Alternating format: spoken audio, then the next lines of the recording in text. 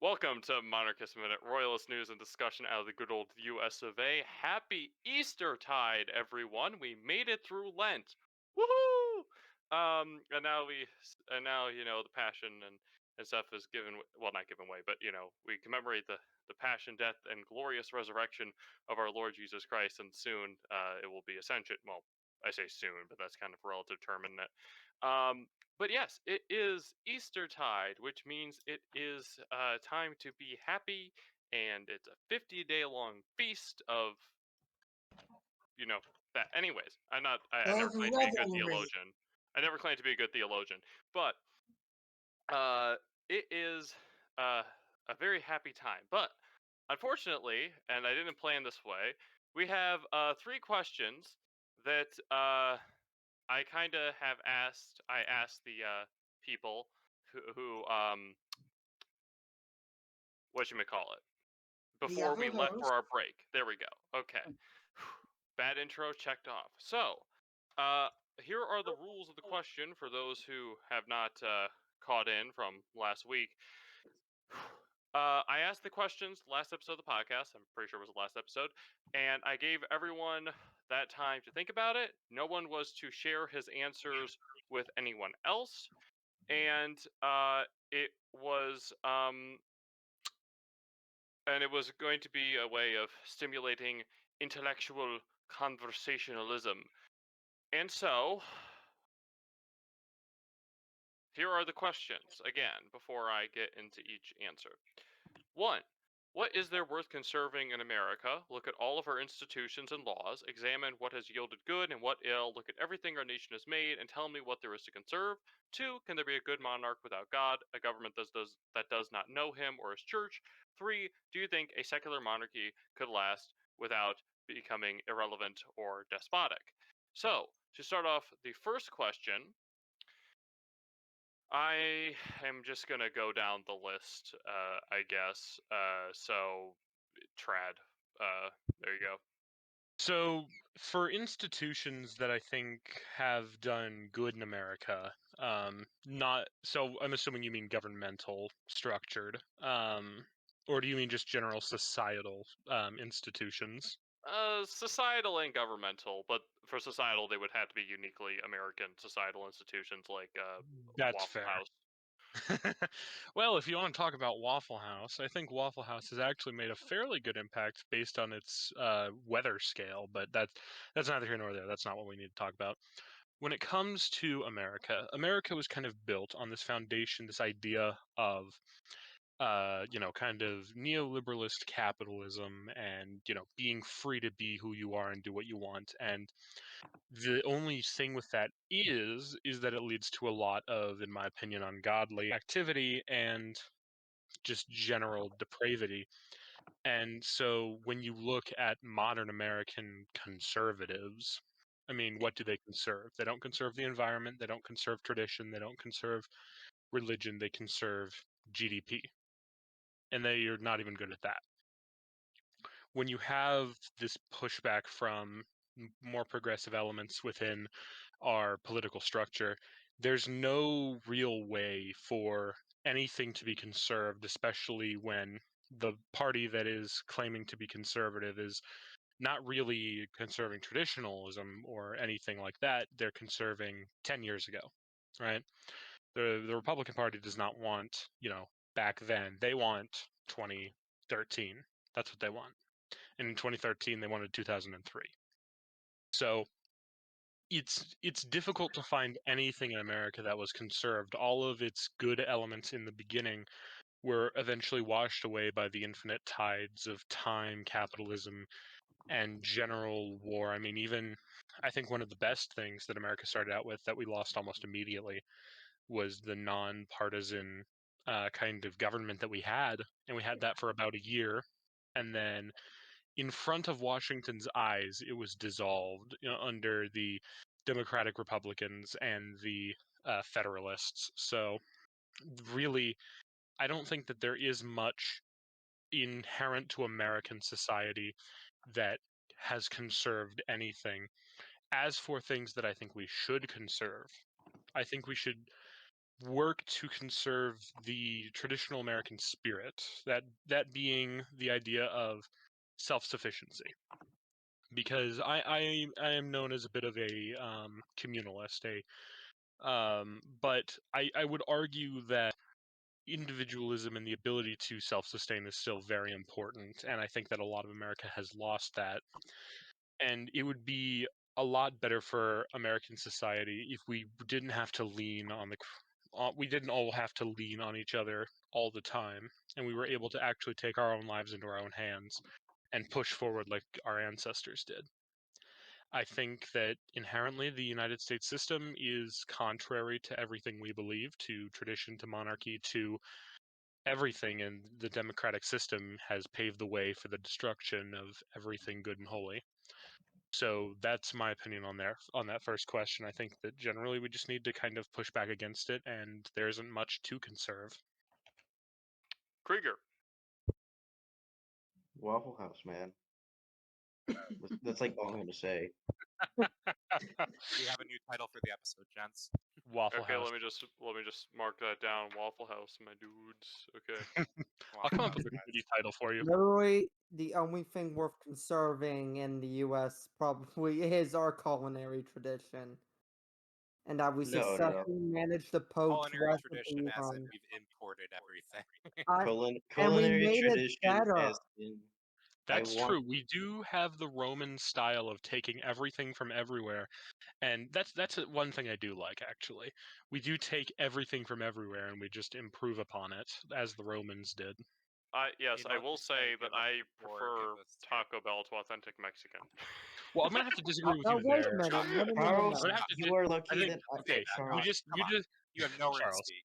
you Charles. just triggered to the two Hispanics here. We're gonna have to disagree with you. Charles, And the no. guy who Look, I'm only eats sorry, I Mexican just food can't cooks take himself. spicy food. Listen. That's Sounds a like a you Charles. problem. Yeah, I that's know I'm Charles. too white Anglo-Saxon to do I was that. about to I'm say sorry. you're a WAC, WAC, No. SC. Don't even pin this on the wasp because I'm wasp No, too, but I not don't WASP. like Not food. no. I Charles, didn't say. Let me Will, speak you- for I'm sake. Go. Okay, Charles, I'm going to say this in a way that can be said on the podcast, but you are gravely wrong. Yeah, no, you're There's a super lot of wrong, things dude. I would like to say, but I can't because I'm on the podcast. So you're lucky. Look, Yeah, I'm no, not saying that. All I said was I prefer Taco Bell, not that I think that it's better. No, I That won't is eat still Mexican too far. food that I don't cook myself. The implication is, of course, you think it's better because you prefer it. Yeah, no, that's kind of Well, like. yeah, duh. Look, Well, I and- acknowledge that my taste buds, like, I'm the kind of guy who makes Wonder Bread look diverse. Okay, gentlemen, back on topic. Anyway, Anyways, let's get Krieger, back to do topic here. you have anything to say about this question, or are we gonna give it to Blubba? Blubba. Blubba. I mean, Did you Blubba. just misname our very good friend? damn. Blubba WJ Dance?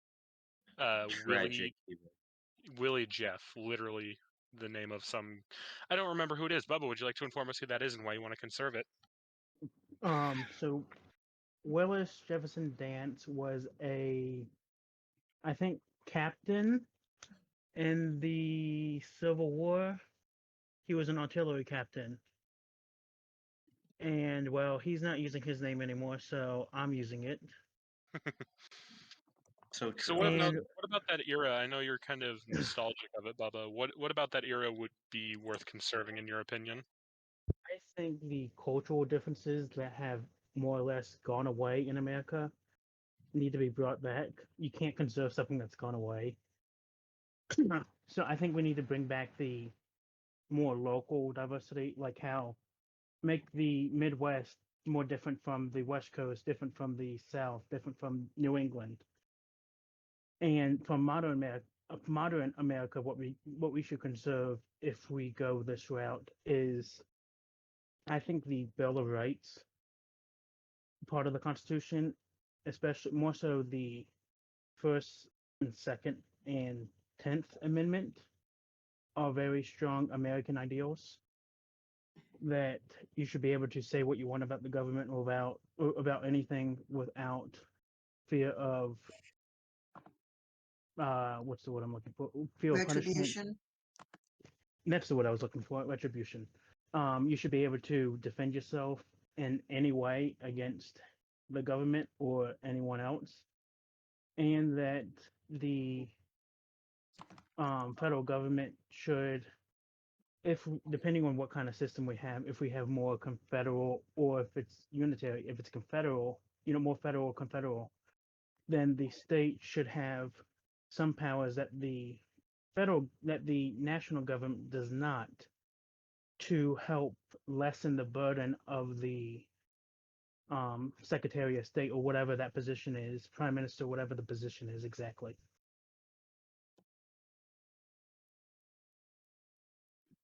I am done. All right. Myself, what do you think? Well, self, it's a good question he asked.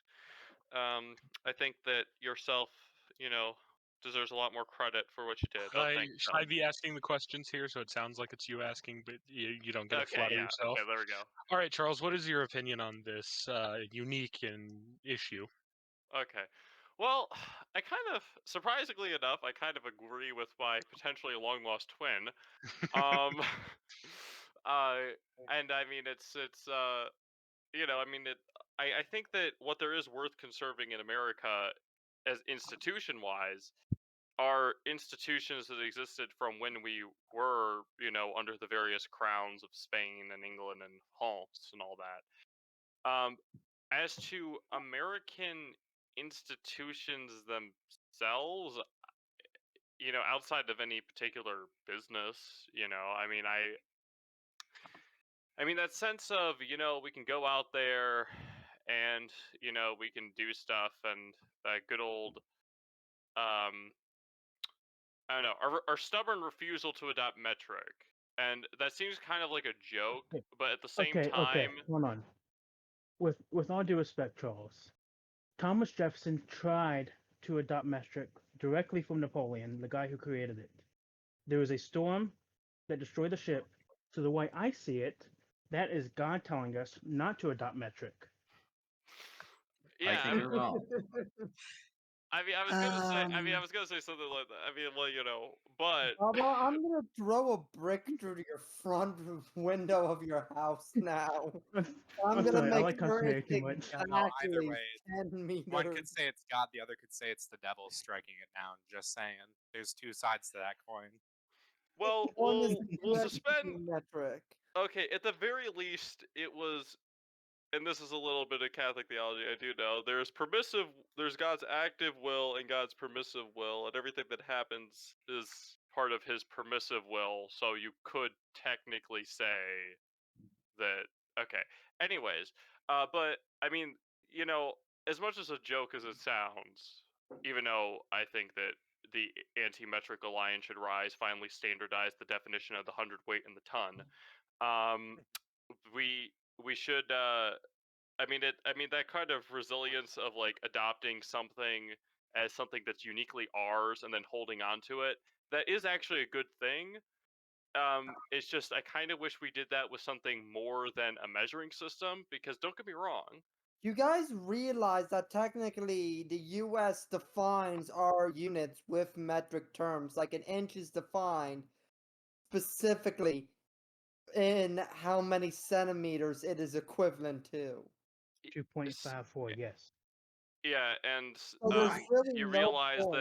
that it'd be a little inconvenient to adopt the English system of literally just borrowing the physical definition of the foot. The physical foot, the foot. Anyways, my My point foot ain't being even a foot long, that dude. it's a set. My point being, if we can take that sort of can do, we're gonna argue just because mentality and apply that to something good, like maybe a institution that's as old as human civilization, then I think that's something we're conserving. But in terms of our political ideas, nah, cultural ideas, let's see, we invented the sexual revolution, and that didn't pan out so great. So If we want to argue about that, I was on it earlier today. I am very unhappy with certain people in history. Yeah. But I will let us continue through these points instead. Yeah. So I'm gonna. I mean, I guess I could say stuff, but I mean, Trad already kind of summed up most of my thoughts. So, I guess Koshin just hopped in front of line. No, he didn't. Oh, yes, he did. Apologies. I can go after everybody else. I didn't realize it would be open. I just thought I would be asking for permission. I Oh, didn't realize it would put me in front of you either. well, I mean that. Well, This you is have. unprecedented. Speak now or forever hold your peace. Well, you have a very opposite view of a lot of our panel here, so go ahead. Charles and Constantine and William don't mind. Oh no, I don't mind. I was about to yield my myself time to Will, formulate. so that's you three's prerogative. Okay. Well, basically, what I was putting in the text chat earlier, as far as metric goes, as someone with an American engineering degree who works in machine assembly, we do use the metric system. Anyway, for as far as the more serious answer goes to the question, basically, I would actually say we should preserve most of the political institution, in terms of the structure, anyway. I don't think it's. Hold on. Sorry. Yeah. I don't think it's inherently. The structure itself is inherently bad or flawed. I think the issues with it have more to do with the. Well, how do I say it? I think the issues have more to do with other areas that I suppose you might also refer to as institution, or you use the word institution to refer to, but aren't quite the same thing. So, for example, I think part of the problem with the current system is essentially that virtually everybody in government comes from what is essentially like a political class of people that has it is sort of like it's a very definable group. You know, if you were to talk about that, people would know who you're talking about. And if basically everybody in government is like that, that's kind of an issue. But I think if you're talking about establishing a semi-constitutional monarchy, like any sort of constitutional monarchy where there is a significant amount of or a non-negligible amount of power held outside of a role that could be accessed by that, you're already immediately significantly mitigating any issues you could have there. So I think the rest of it already winds up, the structure itself, the separation of powers, all that kind of thing. I think I think those are good ideas in and of themselves and should be preserved. Will. You know, I've thought long and hard about these questions, and given my beliefs, given the goals and beliefs of the organization, given everything we've known and everything we've discussed, I, for the life of me, cannot come up with anything. I think that American society, at least in its current state, is near irredeemable and needs to either be reformed or replaced entirely. I would say something about America should preserve our ideas of rugged individualism, but we've seen what the long-term consequences of that have been. And now we've created a very, very egotistical and selfish society. Well, I was not on that point. I wasn't saying that the rugged individualism. I was saying the ability to self-sustain. They're different things. I think that rugged individualism leads to egoism. Or egotism, two different things. One's a political ideology. Anyway, leads to egotism. What the ability to self-sustain does is that it allows us to continue as people without having to rely on, say, a giant government or like the one we have today. Like a lot of people today would not be able to survive without the American democratic government, and so I think that we should return to a place where we're able to live without it as much as we are with it. Well, not just that, but the American idea of America is so great is one of the few unifying features still in this political climate. I mean, there's so much you can see online so much that America bashes people in America, myself included, bash the nations a lot on different aspects. But as soon as someone else from outside America bashes it, we unite and go, well, at least we're not y'all. That is one of the things that the 50-state system does, is it allows us to hate each other, and then the second a European decides to tell us how bad we are, then we're allowed to turn it on them. So I will say I do think Oh. we need to be a bit more like Europe in certain ways.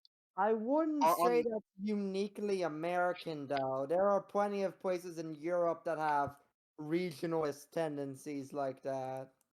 But like not like us. On- It's not on this scale on- of America. On that subject of, well, both the subjects of Europe and sort of the ideological thinking, I guess, for lack of a better term, I think there's actually a pretty strong argument that most of the ideological problems occurring at the moment, while a lot of it, you can trace it to developments that occurred within the U.S. I think there's a strong argument that a lot of those developments themselves have roots in Europe, and ultimately a lot of it is sort of a foreign import. Yeah, Well, in and fairness, most of what the United States is foreign import, that's true. including the people. And I do think that there is some Continental Europe as opposed to the British Isles specifically, yeah. because there's a big separation between the political the philosophical traditions there, to the point that one is called the British School of Philosophy and the other is called the Continental School of Philosophy. I mean, whatever continent the Masons came from is where I'm going to draw the line. Oh yeah. So long as there is one good thing. The anti-Mason party was a thing for a little bit. That is definitely worth bringing back. Yeah, So definitely. it's not really conserving if we're bringing it back, but It's conserving the ideals. It's a restoration. yeah, and we're all Which for is those. fundamentally conservative. Yes. So there we go. I don't understand why some people just hate Masons. What do they ever do? Oh, where do I even begin? Well, let's see. let's, There's hold on, majority hold on, black hold on, American hold on, let's- hold on. Let's move on. I can actually bring a balanced view to this. What?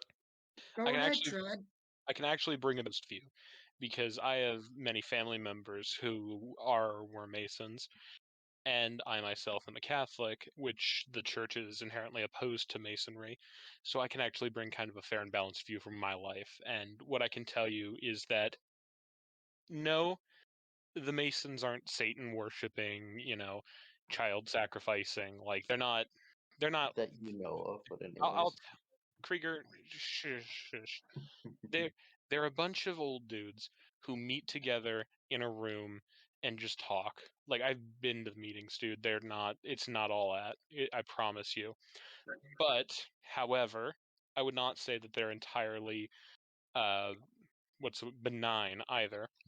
I would say that while it's not inherently a bad thing, it is a place for people in the higher echelons of society to meet each other, like said politicians in like the ruling class, so to speak, and people who have large amounts of money, tend to meet in those circles. So it's not inherently a bad thing, but it's not inherently an amazing thing either. And I also, to add on to that real quick, I think it would be worth pointing out, it's far from the only group like that. That's true. There are groups that are a lot worse. Would be Prop 2 in Well, Italy during I the just mean 80s. in terms of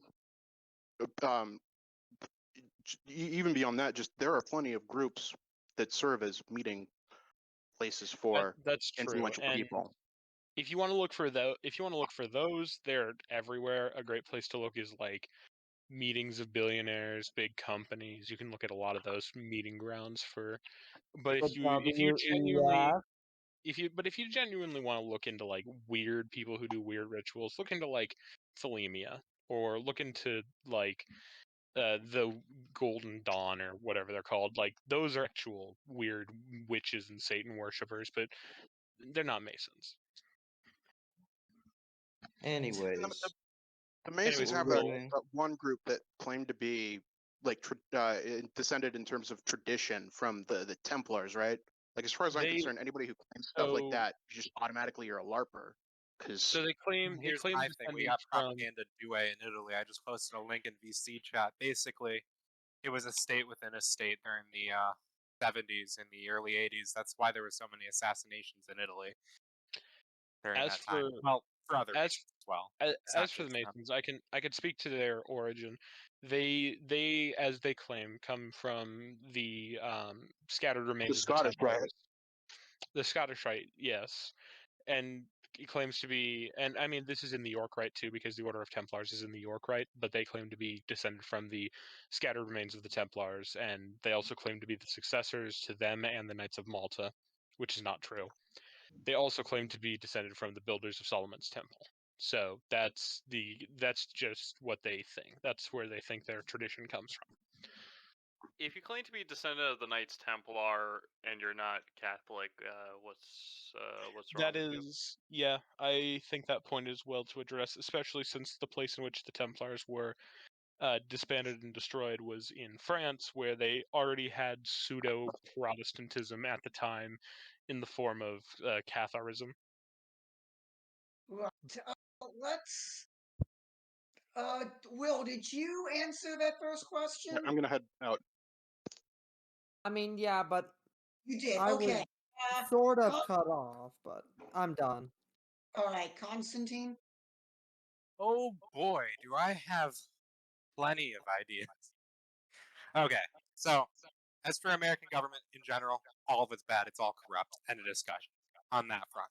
Now, as for what we should conserve the diarchy of our executive office, president, in my case, king and emperor. I mean, not sorry, king and prime minister. Whoops. Anywho, preserve that diarchy. And then, as for institutions such as the House of Representatives and the Senate, we could turn the Senate into a more aristocratic house, a la the House of Lords, and the House of Representatives could be the Commons in a way. Right. So I believe that yes. I believe that we have someone else up here called Six Star. What did you want to speak yeah. about? He's Yeah, sorry, I've been coming in and out of chat. Last time I talked to you guys was like around New Year's or something. I've been wanting to be in the Monarchist minute for a while, so I'm glad to be here. But okay, I had to say something on masonry because what Trad Raider was saying, like, yeah, he has relatives in Freemasonry and been to meetings, and like it's just old guys talking, and like, yeah, like in the lower ranks, like, you know, the upper, like it used to be illegal, or like for Catholics, the papacy banned Freemasonry. Like you were automatically excommunicated if you became a Freemason. you And still like, are actually. no, Except no, Gustav. John Paul II lifted it Oh, he did? in the Okay. 80s. And Okay. Benedict was like, "Oh, I recommend you don't join, but you're not excommunicated anymore." But no, I mean, like the Masons, like in America and Britain, they're more of like a gentleman's. They're more of a gentleman's club, but they're still Mason, and ultimately they still operate to remove the church from government, basically. So I they don't. can have I'm not their own arguing. government. I'm not, like I said, I'm not arguing that they're all benign old men. Like they obviously have. They're very the very ideas of the Freemasons in all rights in. And I could speak as one who not only has many friends, but I've even I'll get back to that. But basically, from all of my knowledge from all of my time around them, I can tell you for a fact that they're not all benign old men. They're all of their kind of ideology is rooted in the Enlightenment and Enlightenment ideals of anti-monarchy, pro-democracy, anti-church thought. Strong anti-Catholicism. Yeah, and and not to attack the Protestants on here, but they're very pro-Protestant and anti-Catholic. Like, I'm not at all arguing that they don't attempt to do that, but they're not, like, I was not dissuading from the idea that they have that very ideology. I was dissuading from the idea that they're like, the kind of idea that they're Luciferians and that they're, But I want sacrificing to say something though, is that Albert Pike, right? I do He's know like, Albert Pike. yeah, well, like in one of his books, he says that Freemasonry is Luciferianism, or like Lucifer is the light bringer, and like I can't remember the documentary. I'll try to find it, but I saw a documentary a while back of Maximilian Kolbe, and the Masons they did this parade in front of the Vatican, like worshiping Lucifer. They're like praising Lucifer, walking around the Vatican. So it's like, I don't know, man. I mean, I hear a lot of stuff, and it's like, yeah, people can take these conspiracies like way too far, but like, you got Albert Pike, like one of their most, famous leaders, saying that Lucifer is the light bringer. So it's like, you know, like, what are people supposed to expect? It's like, oh no, they're not really Luciferians, but like, no, they actually are. It's like, okay, which one is it? I don't know. Anyway, let's get back to Constantine Yes. because he wasn't done. So that was just imposition of the government. When I said the diarchy, I meant we should more so follow Europe in that sense, just for a little bit of clarification there. Whereas the king would have more power than the prime minister, but it would be more diarchical than what we have now. Similar powers, just extended powers. Okay, so on to the other topics of conservation. We should be conserving more of our industry. Like, we shouldn't be exporting to all of these Asian nations like Vietnam, China specifically. Don't even get me started on Reds. But we shouldn't be exporting all of our car making stuff to Mexico unless we annex it outright and make it a part of America. But that's, again, neither here nor there. So what I'm saying is we need to bring back all of our industry, bring back all of the manufacturing, like the Rust Belt's in disarray because of all this exporting and manufacturing. That's what caused 2008, is because they were exporting so much that we couldn't over here. At least that's what 4-year-old me remembers. Anyway, there's another thing. Michigan, my state, has beautiful environment. In the GOP, as well as the Democrats to a lesser extent, haven't been exactly kind to said environment. So in addition to conserving American culture, politics, identity, that sort of thing, we should put more of an emphasis on conserving the government, on conserving the environment. The environment is the most important thing in our country. God made the land for us. It's our land. We should take care of it. Tax the corporations so that way if they pollute, they face higher taxes. That's step one. I think we should just tax the corporations anyway, so that way we can have a bigger budget and not have to go into what's the national debt right now? Hold on. It's like $30-something trillion. It's like $30-something trillion.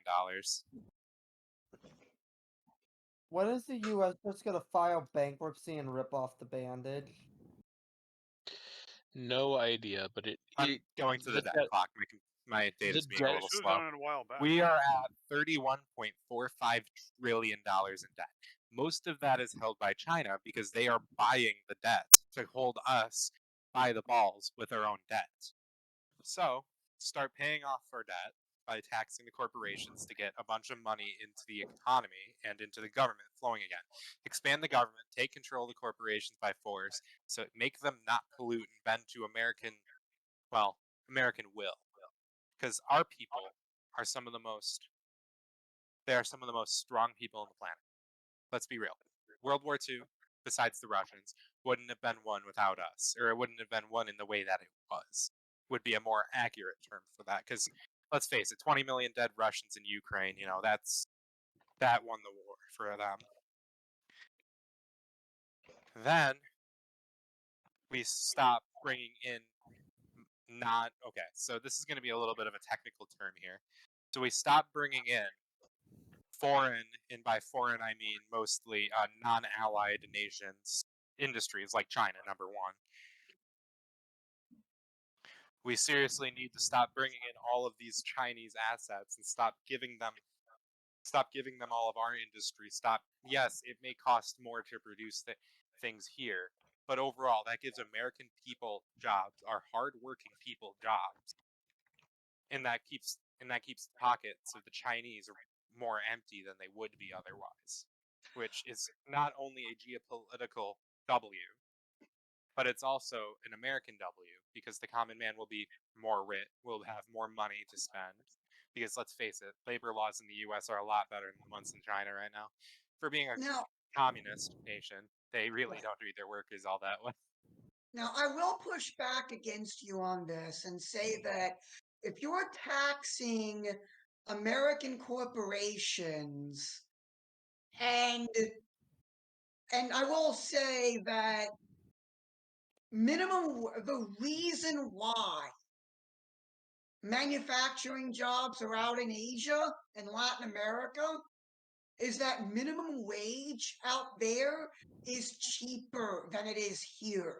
That's why. It's Well, fundamentally cheaper Yeah, to but employ them. I agree. Well, that here's issue the can be thing. Here's solved the by thing. That may be shifting. the hold on.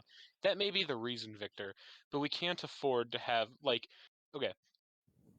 That I think that is absolutely true. However, that is absolutely zero reason to lower the minimum wage, because here's why. We can never afford to do what China, India, all these East Asian, South Asian nations are doing with their labor force, is that they're hiring children at pennies an hour. Like, we cannot do that in the U.S. No matter how efficient it would be a human rights and a moral nightmare. So Right. using And, the minimum wage as the crux of that argument would be, if you're arguing to lower it, would be, in my opinion, oh no, I'm an not absolute arguing. Oh fallacy. no, I'm not arguing to lower the minimum wage. I am merely stating that that corporations are already outsourcing jobs. Ford does not make Which cars is here. which They is make actually cars in Well, Mexico. I live in which is Michigan. why Ford does not make cars here. I know that firsthand. What I'm saying is we need to stop exporting our labor to China, Vietnam, Thailand. We should instead export it to South America, Brazil, Peru, all of those countries. We can pull them closer into our economic sphere. Heck, if we were to export to Canada, we could potentially get the entire American continent into an economic union that would be a force to reckon with to fight the Chinese in a trade war. Export to Japan too, even though they don't really need it. They don't really need that with President Obama tried that with the Trans-Pacific Partnership, and that was one of the first things that President Trump did when he got into office, is take us out of it. well, well, and did we gain anything from it? Is the question. here's Like, the was it a thing. net gain? The issue is that we're permitting corporations to continue leasing out jobs to other countries and then bringing the profit back to the U.S. Here's the issue with that. Firstly, the only reason that you would export a job to a country where a child would work it under insanely inhumane conditions, the only reason you would do that is because it makes you more money. Here's the thing. A lot of American corporations are no longer in service of their original purpose, which is to serve people and to serve the nation. What their current point is to make as much money as possible. It is greed. It is the ungodly amount of, well, just heathenry. Like the fact that, and I think this ties into a religious question later, but the fact that God is drained from our nation and that religion is leaving us at such a high rate is leading to people without morals, like these leaders, these CEOs of these companies, who will export jobs out for pennies on the hour just to Not make even them more mention money. that Nestle is using child labor, effectively child slavery in certain African countries to make chocolate, which is why poisoning I the don't water. shop. It's why I don't shop Nestle. Like, I used to buy a bunch of DiGiorno foods because, you know, I'm a poor college student, right? So yeah, I learned about that, and I haven't shopped Nestle, and trust me, it's been really hard. I don't buy Chinese either, so It's Forget really difficult. it's absolutely ridiculous for us to continue. Like, I think it is impossible to run this from a capitalist point of view where you let these corporations continue to have their free market, trade. It is incomprehensible to do that and expect a trade union in the United States. We need to We need to take control of these corporations and get them to stop. It doesn't matter if it makes us less money. That's not the point. It's in serving the American people. If we Yes, cannot even corporations. support our own people just for greed, then we have lost the way of God. We have lost the way of this country, and we must return it back to tradition. We must return it back to keeping our jobs here. We mustn't let these corporations take over like this. It's an absolute corporatocracy, and it must be overthrown. Exactly. On that point, I will agree Corporations with have you. far too much control over this country. Lobbying's another thing. I'm sure nobody disagrees in here that we should not, like, we should outlaw lobbying 100%. Because not Entirely. only do our corporations do it, but certain other nations, I won't name names other than Turkey, because Turkey has been lobbying in our national and state congresses to stop teaching about the Armenian genocide. Mm-hmm.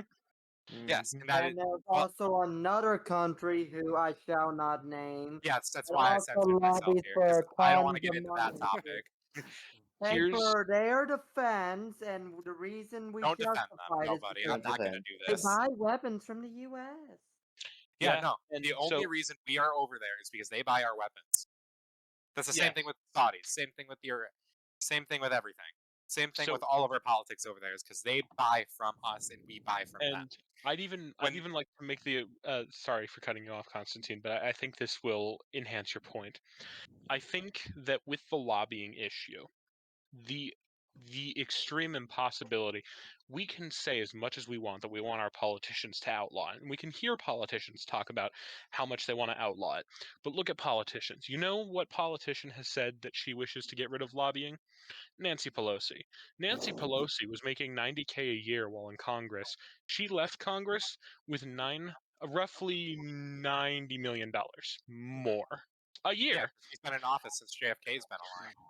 Yeah, no, she has been making way more money than her position would entitle. That is because she is being lobbied. That is because she is insider trading. So here's the thing. 100%.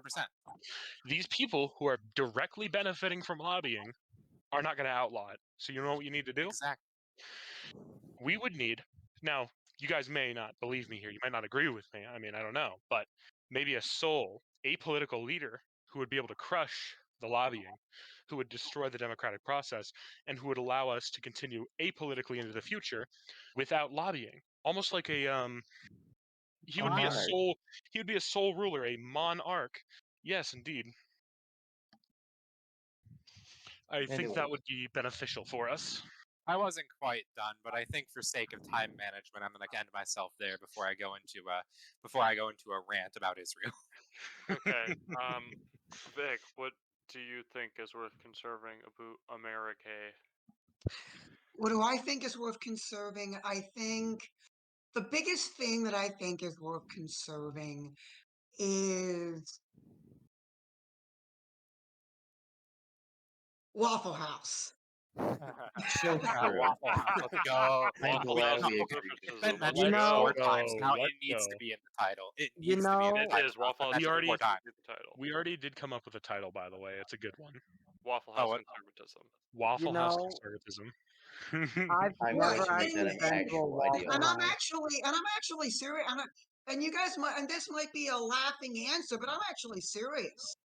Our food culture is literally the only thing that I want preserved and conserved. Everything Not even- else, not, Well, not except anymore. Taco Bell. I'm free Not to even let the Taco Bell environment, go. Victor. Well, of course, I thought that the environment. I thought Constantine. that the natural environment was a given. Okay. No, sorry. Cons- When you said the only thing, I took it literally. That's my bad. Industry shall grow. Yes, industry The- shall grow in certain areas, preferably places where, we have poor people, like New Mexico.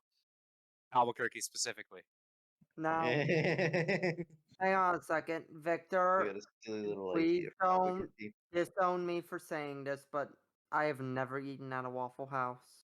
You never Yeah, have. You I should. haven't either. either. I've been to Canada, but never eaten at a Waffle House. Get ye to a Waffle House. Dog, there ain't any in my state as The far as I know. nearest Waffle Come down House to is like Ohio. 40 minutes away. Now Well, we see, have that's Bob almost Evans, and we living have a in real nice Yankeedom. Bob That's about the Evans. distance I have to travel, and I Uh, still do it at least once a year. Constantine, there actually are. Are there? Wait. Oh, never mind. It's the the closest is in Ohio, so I think we're Yeah, gonna no, have I to was take gonna a go to road White trip. Castle one time, but the nearest Now, is see, like Saginaw or something. There's if one in all of Flint. you, Oh, if is all there? of y'all Where? want to move Yeah, no, I south was of gonna the go to White Ohio Castle with River, a buddy, but Anyway, if you would like to pose the second question Yeah. straight to me, and Let us then we can continue. go back up.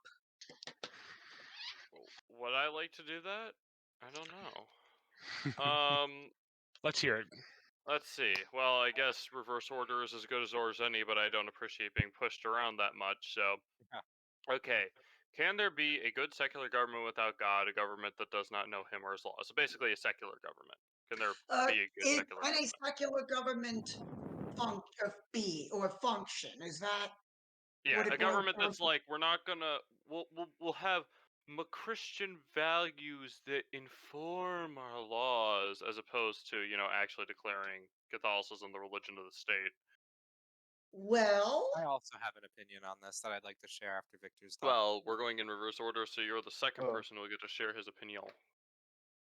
right. I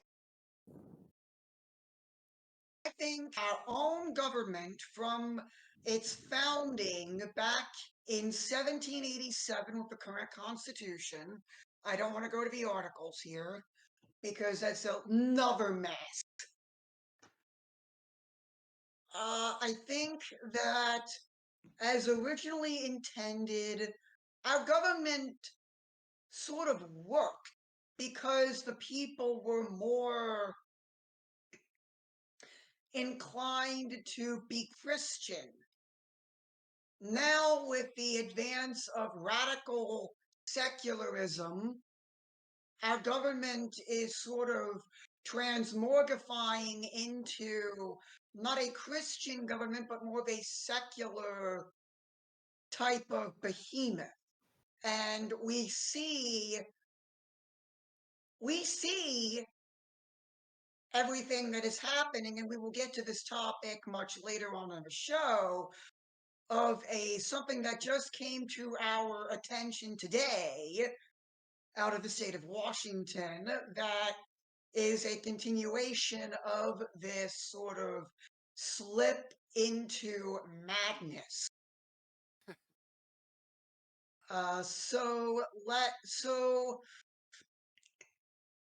Well, I don't think that a government needs to specifically be Catholic to function for quite a long time. I think that a nominally Christian government will eventually, if the people themselves are not Christian, then a government that claims to be Christian will cease to be Christian. If you catch my drift here. Yeah, Constantine. Agreed entirely. Agreed. Okay, so here's my take on it, and it's going to be controversial here with the Catholic crowd. I'm going to say yes in certain instances. In certain places, it could work. Either where you have a large agnostic population, such as like the Baltic countries, for example. Baltic countries, a lot of them are atheists. That's because of communist Russia. It could work there. Switzerland, not necessarily atheist, but they do a secular government well enough for it to function. At least as far as I know. Like, for example, Switzerland is arguably one of the richest countries in Europe solely because it does. I wonder why. Anyway, they run a secular system in their country. And you know what is almost guaranteed there? Gun rights. Every male must own a gun. Every Because if citizen, I think, regardless of gender, but don't quote me I'm on not that. sure. I'm not sure. I actually do don't know quote this me on one. that either. I actually do know this one. Men and women are both required to train for military service in Switzerland, and they're required to be trained in and know how to use and own firearms. So And yeah, that is exactly like if you're gonna have a secular government, you want to make sure that it's moralistic in nature, not necessarily religious morals, but if you're gonna have something like Switzerland, the Swiss ideal is how the secular government would work. Now, on the exact opposite of that spectrum, we have China, where morally speaking, China is one of the most corrupt and like morally bankrupt countries on the planet. Like, look at them: child labor, smog that covers the city, smog that covers the skylines, and well, hell, the countryside now because they don't stop it. They can only have one child, leading to a major gender disproportionate because they killed all the female babies because they wanted male children. So that is literally the exact opposite of the moral brevity it's the moral depravity that outbalances Switzerland. And yes, Leon, I am aware that Switzerland is a mixed Protestant atheist population. I did my Joe, I wasn't talking about now, I was talking about the 70s. All I'm saying is that it can be done right or it can be done horribly wrong. China is the horribly wrong, Switzerland is morally correct. It depends on if you imbue your children with morals. It doesn't matter if it's a secular government. It doesn't matter if they're religious values. As long as there is some sort of backbone to a society, secular or religious, it will work out. It has to be moralistic. Um, I mean, abortion. Let's see. Abortion in Switzerland. The legal duration of the first 12 weeks of pregnancy upon condition of counseling for women who state they are in distress. So that kind of tells you. I mean, don't get me wrong. They're not as bad as us, But but you do gotta understand, most of their population is Protestant. yeah, I know, and that's another problem. That's a And different firstly, their problem, divisions are called cantons. Can which we just is a acknowledge good that's name. stupid? Well, it's better than states. Let's be real. It's more individualistic. I mean, Off-topic. I don't know. Whenever I hear Canton, I'm thinking of the city in China, Or as I'm opposed thinking to of the corner of the flag. I thought that was a canton. Oh wait, no, it is Same. It's Canton. spelled the same. Same It's Will, spelled thing. the same. Different Yes, we're let's pronunciation. hear getting a Will's little. opinion.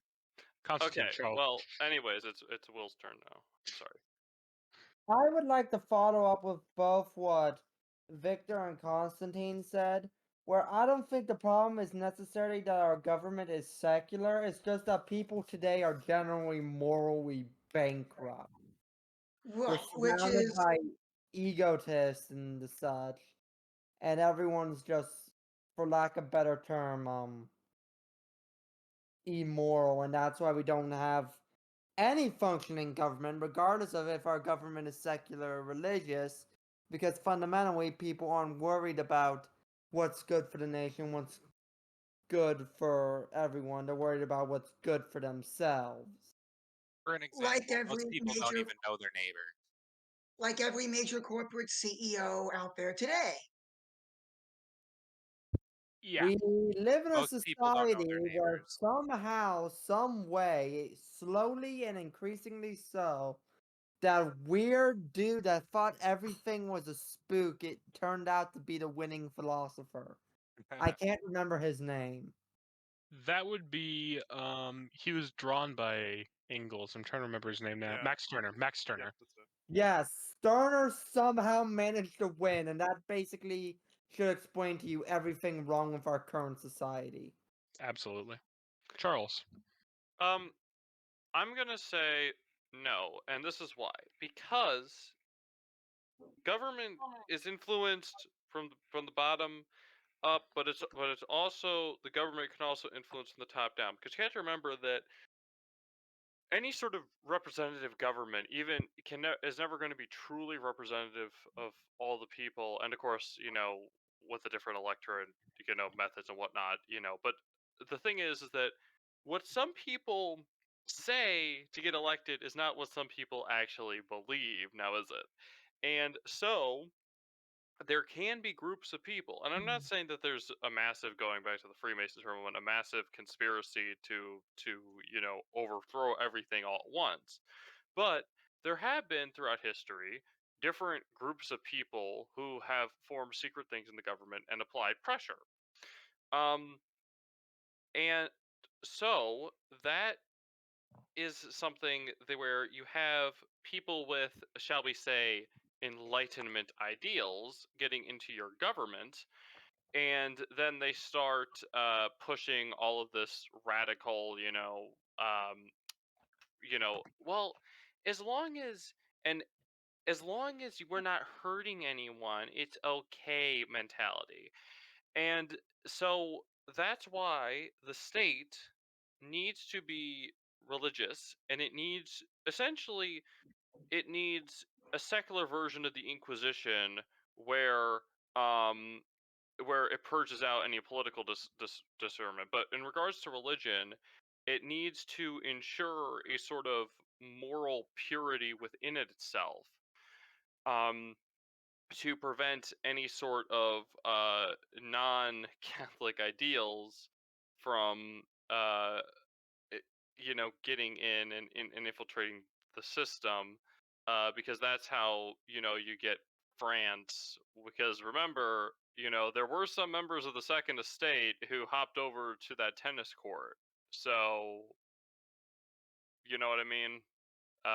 So in the interest of brevity, I'll pass it on to Wubba. I mean WJ Dance. You can call him Bubba. Bubba. You just called him Blubba. I'm Bubba's sorry. fine. Okay, I'm set in Wubba. my ways. Okay, I see. He's like Elmer Fudd. It's made of wubba.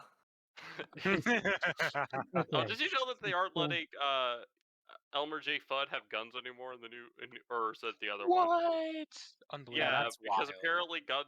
Okay, it's okay to blow up people with TNT from Acme, but guns—that's too far. The Acme Yeah, AR-15 is just too far.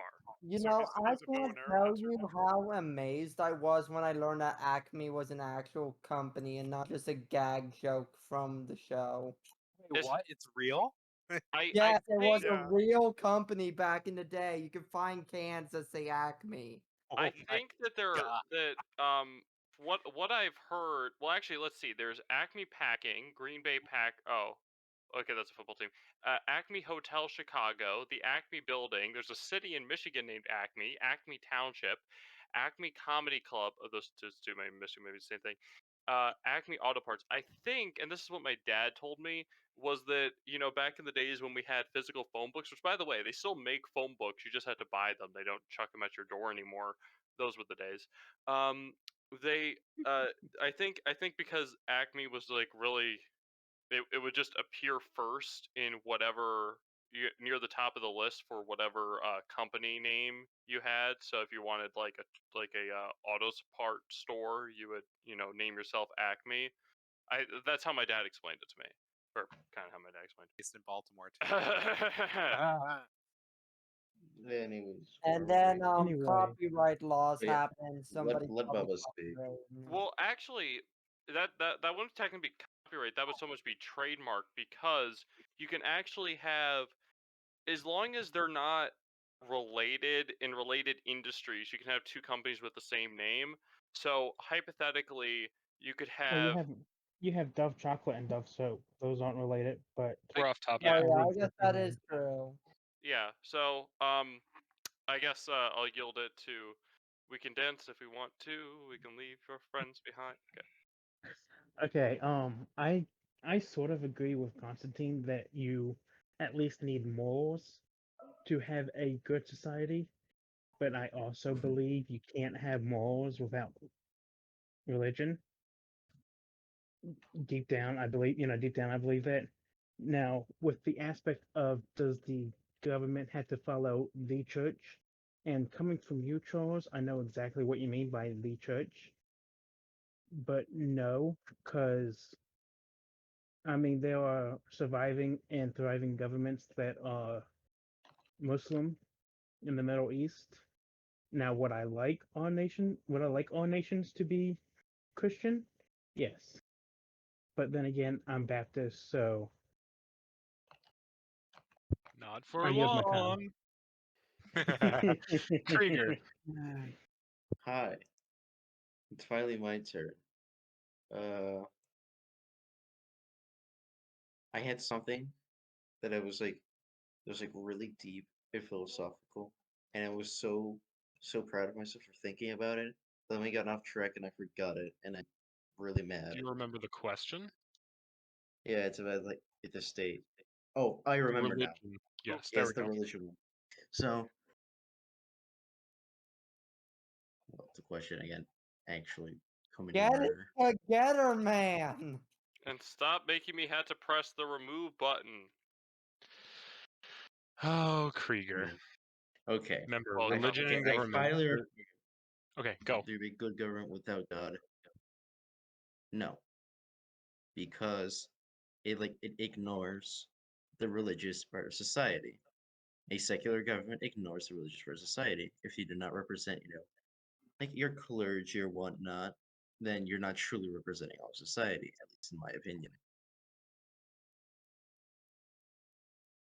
This was like I had like something way better than this thought of, but I forgot most of it because we got off track.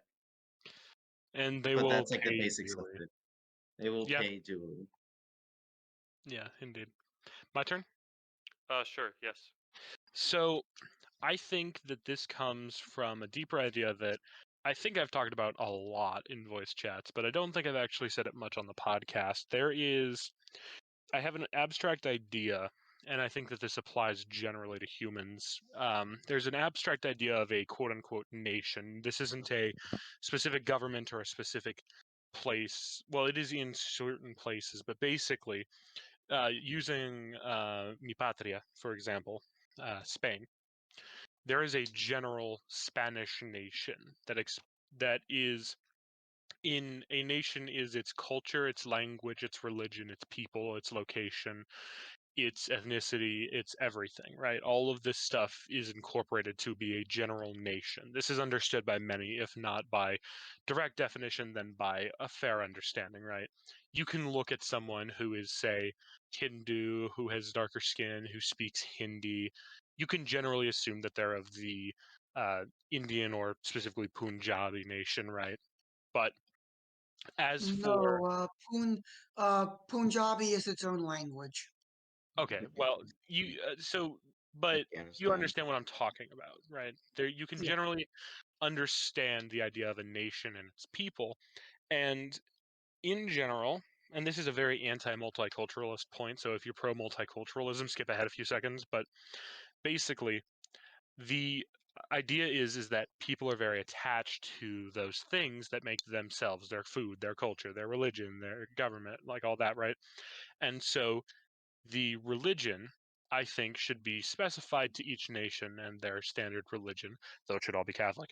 And for example, in Spain, the church is still a big part of the government. I mean, every Easter, the Spanish Legion, which is their foreign legion, they march with a crucifix, a giant crucifix, through the streets of Madrid. And it's still a big part of Spanish identity is being Catholic. And so I think that a good nation, kind of like what Constantine was saying, where, there can be atheistic or agnostic nations, but in the end, like Bubba said, I think that morals come from religion, specifically from God, not the other way around. We don't form our religion around our morals, we form our morals around our religion. And I think that it is necessary, therefore, that a government run of a nation. Now, let me state very quickly that I don't think that there is a singular American nation. There are many smaller nations that need to be consolidated and figured out. But I think that in a whole, a nation should have a government of its religion, because a religion, in the end, is the most guiding principle. As St. Thomas Aquinas said, he divides government into 6 parts. into autocracies, into oligarchies, and into democracies. And the two types of autocracy, autocracy is a different thing. The two types of autocracy are a tyranny and a monarchy. The two types of oligarchy are an oligarchy and an aristocracy.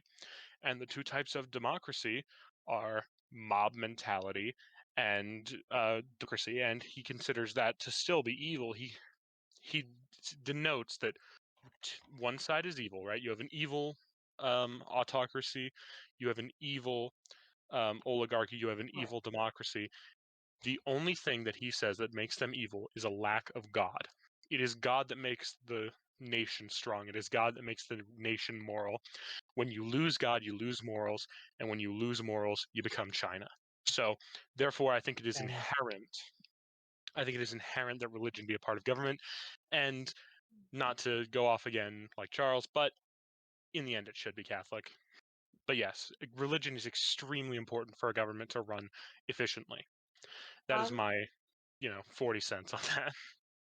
I think you got a good chunk of change on that. I think it's a little more than 40. That is true. So the third question. we forget we got Six Star? Six Star We has got an Six answer. Star. What's the? I'm not going to say much. Though, what was the question again? Sorry. Can there be a good Can a government be without? good? Can a The government religion be be It's good? good? my podcast. Let me say the thing. Okay. No.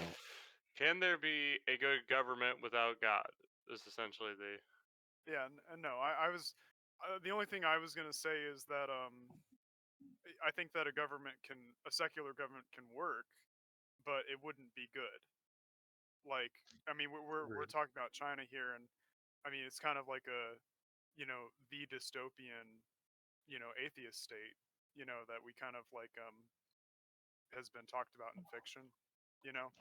And but I think that their government does work, but it's not good. Like I mean, they have all these issues, and but they're still a rising power. And I don't think they're going to overtake. I think they have enough problems that they won't be able to become the premier superpower. But they still got pretty far. On being a completely godless country, right? So, but the question is like, can a government be good without God? And no, because you know, well, I mean, like as a Catholic, I just I believe that all goodness comes from God, right? So yeah, so if you don't have that, then bye. Right. Yeah. So Charles, would you like to read the Yeah. third and Yeah. final? Let's see. Sorry for cutting you off. I guess I was just excited to be done. We'll have good discussion. Okay. Do you think?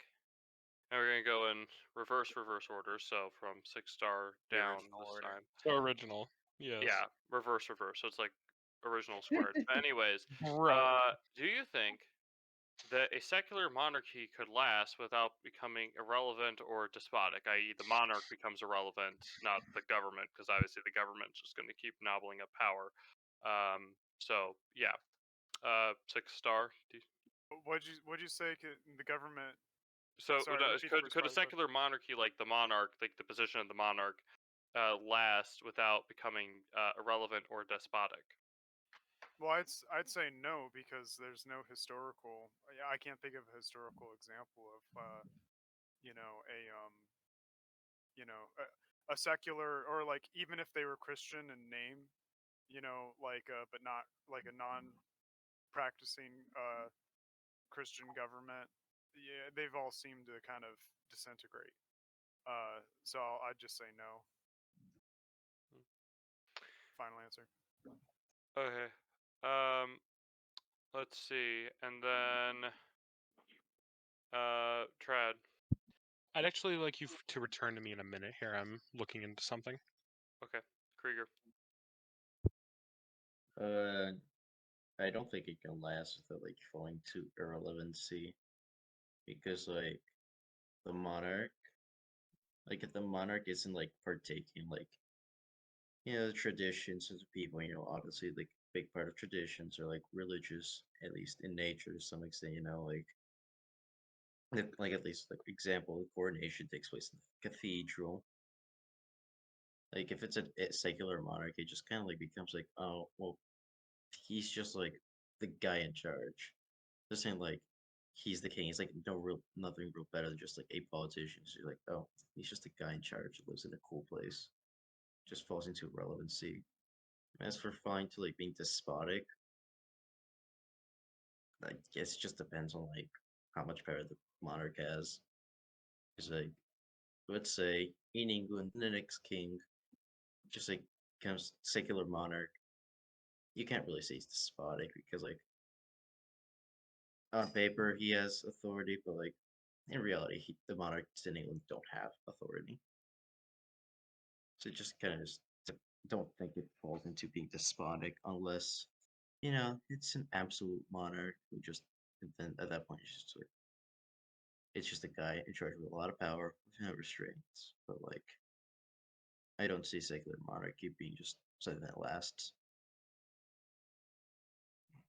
All right. Trad, are you ready or? Yes, I am ready. So for on whether or not I think an agnostic was it or a secular Say monarchy? secular. was Like secular. he could be On- personally religious, but a secular. So here's the thing. Secular, if we're using it at its face value, is implying that he does not make government choices religious choices. He does not carry his religion into his decision making. St. Thomas Aquinas, I'm going to quote this a lot today, in his book De Regno ad Regem Cypriae, so on kingship to the king of Cyprus, he says that one man who rules over his people, who is not in the end leading them to the most befitting end, of which is the Lord, then he is that of a tyrant. He will lead his people to destruction, and they will fall before the gates of hell. He states this very clearly because you cannot really lead a country in an agnostic way, in a way that isn't leading people toward God, without it failing. It is simply impossible.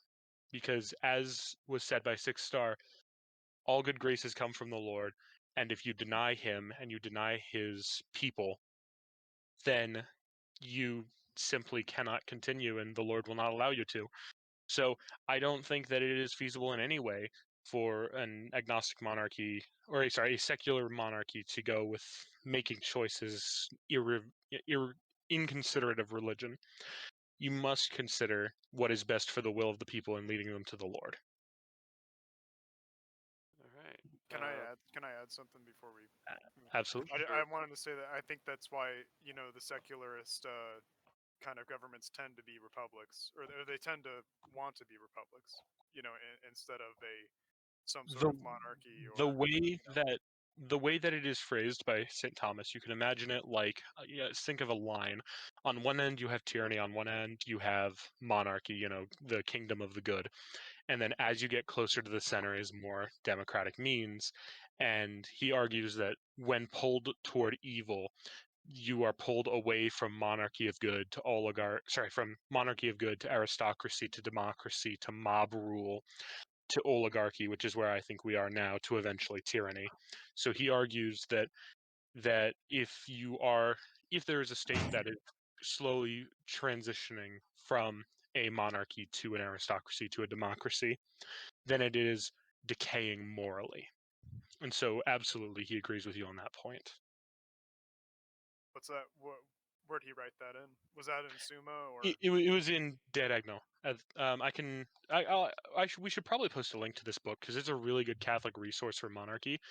It is for those of you who want to look this book up, it is DEREGNO.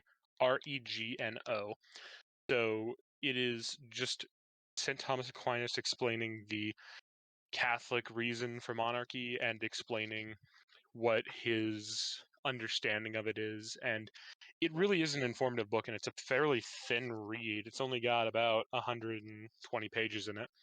So it's a great little, I mean, half of them are in Latin, so say 60 pages of reading. It's a great kind of manual to always refer to when making monarchistic arguments, and I think it is one of the must-reads for Catholic monarchists. Based. Alright. Anyway, I believe it is Bubba's turn now. I'll be honest, I don't really fully understand the question. I didn't get it to right before I joined, so I'll yield my time. Okay. That was my alarm clock. It doesn't want to get up in the morning either. Um, honestly, no. I don't think that we could have a secular monarchy. I mean, we talked about the despotism thing, but there's also the irrelevant thing where functionally the British monarchy has sort of been secular by virtue of the fact that it doesn't have any power. Um, and in that sense, I mean, the history of religion post-Reformation in England and the monarchy is sort of interesting to look at because the more, I guess the only real after James the First, there really was never a Protestant monarch in Britain who really advocated for royal authority. The last, believers in true royal authority were the Stuarts, Charles II and James II. We don't count his disinherited daughter. But it's I mean that's something interesting that I had to look into, and not necessarily implying direct correlation and causation there. But Well, on the point of England, it seems that as I mean, and this is even referencing back to the moral decay as one leads to democracy. Once the Reformation happened, they didn't like the king because he was too Catholic, and then they didn't like the church because they were too monarchist, and then they didn't like the king because he was too Catholic again. It seems that they find a way to turn one on the other and tear down the system in form of democracy. So I would argue that that was not just a happenstance. I would argue that was coincided directly.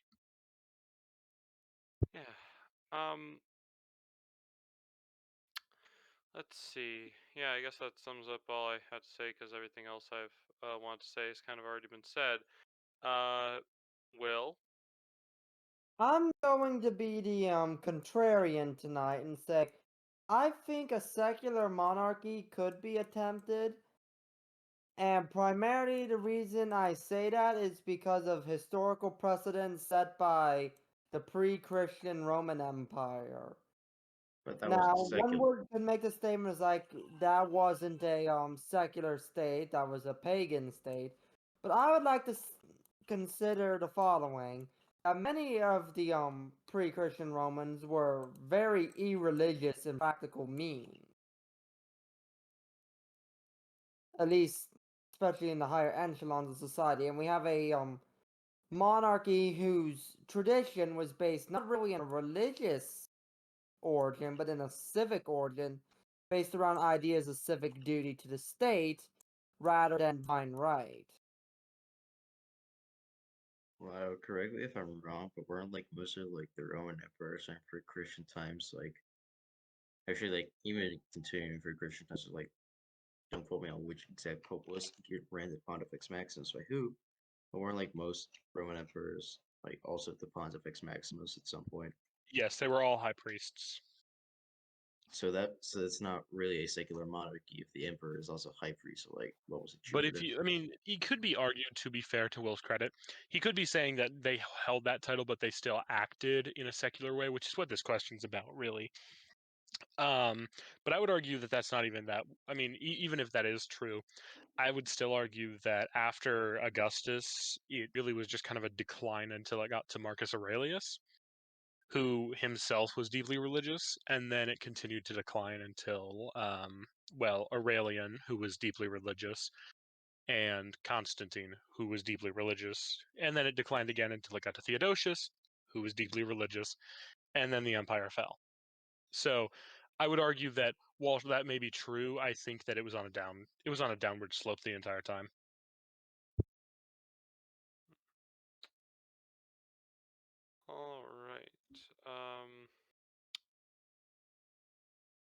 That'd be Constantine. Yeah. He is out right now. He said he will be back. How dare he? As Why is did he Victor. not tell me? Oh wait, he did. Okay. Will. Vic. Vic is not here either. He's eating dinner. Okay. Everyone left. Well, I'll just come up with answers for them then. Yes, I agree with Charles. Oh yeah, I agree with Charles too. Okay, great. So we have like, not that majority opinion matters, but we have a majority of people agreeing with me. Therefore, I'm clearly the smartest. Since the Okay. guy hasn't spoken yet, but anyways. Smart man. Will. Congratulations, Charles. You've officially learned how to properly use democracy. Eating to my ends. I mean, Mm. I always, I kind of say this as a joke, but if once we form an actual party, like that's legally registered, and we start putting up candidates for office, our party motto should be, "Our job is to make ourselves obsolete." That would be pretty good, in my opinion. It's like, because like, firstly, although I guess that's also what big tech does whenever they try to automate something. Vote for us, yeah. or you'll Oh, never Constantine's vote again. There we go. Oh wait, Constantine's Constantine is back. back. So, Constantine, you've already agreed with me. So, do you want to confirm that analysis? On what? I didn't even hear what you said, dude. I wasn't here. Charles decided while you were gone that you agreed with him, just out of Okay, I don't know. but what did he say? skepticism. I need to know the terms and conditions to what I'm agreeing to. Yeah, you can have a secular monarchy. Document microscript to read. I'll send it to you in DMs. Let's see. Krieger, Let's see. I will literally read that, bro. I will put it Okay, in so the Anyway, we're on the smallest third text question, possible. right? Okay, give him the script. Okay. While we're doing that, let's see. Where's some other fun party taglines we could have?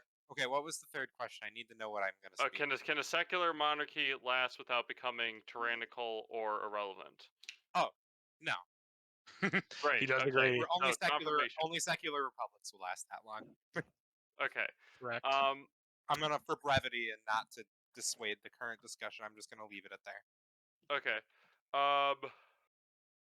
Well, we still have a couple more topics. To translate that for those of you who don't speak Yawning, he said we still have a couple more topics. Yeah.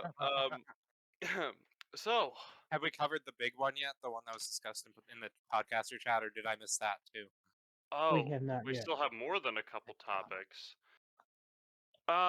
We'll move the other philosophical topic that I had to next week. We're gonna end on a high note, so let's talk about what was it, Washington, the state did.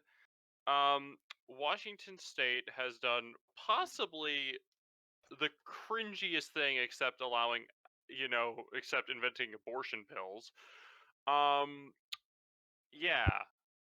I don't think cringe is the proper way to describe it. More like revolting, disgusting, abhorrent. evil, diabolical, Absolutely disgusting. Satanic is putting it lightly. This is complete and total Luciferian control, in my opinion. That's a fair statement. Okay, I don't. What happened in Washington? I don't even know. Oh, let us discuss. Would you like to read, or would you like me to read it? Since I have a really good voice that sounds like someone else here. Yeah, you clearly have like essentially the best voice on the podcast. Which chat is it posted in? I believe it's in the publicity. No. It's in both. It's in news and articles as well. I think I'm going to go to publicity because it's closer. So I will now read this article, and we will then discuss. Just in, Washington passes bill allowing children to be legally taken from their parents if the parents do not consent to gender transition. Let's discuss. Don't they already have that in Canada? Like I thought I heard about a They case. do have that in Canada. That is correct. So Washington is literally Canada. Washington. I mean, you can get stoned there, so let's just give this. I've been there, and yeah, it's not.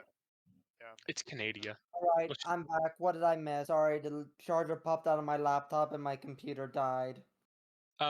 We were just discussing the article that was posted. So if anyone else would like to go first. Yeah. This kind of emphasizes the point that the state, because remember, it's not just when the state is Catholic, it's not just protecting the citizenry. It's protecting itself from itself.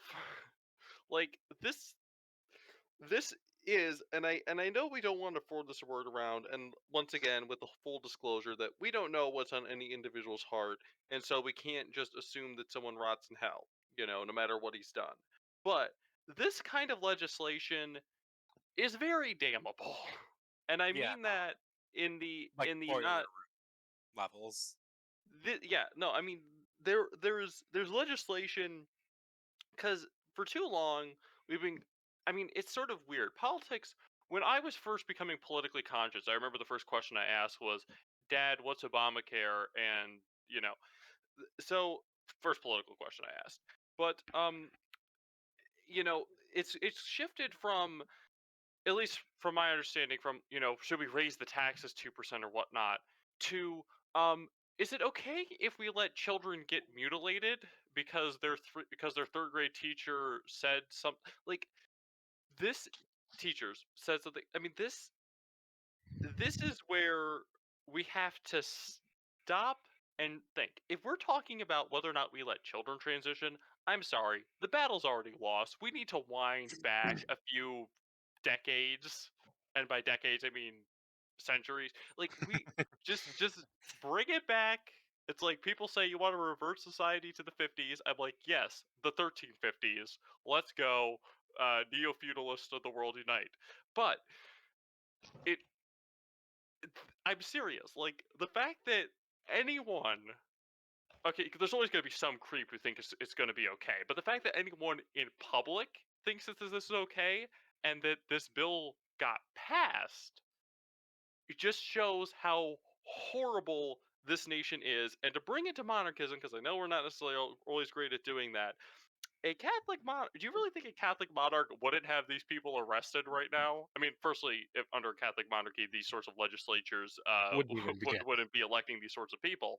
But yeah, like, these people would so be getting arrested right now, and they kind of deserve it. They do.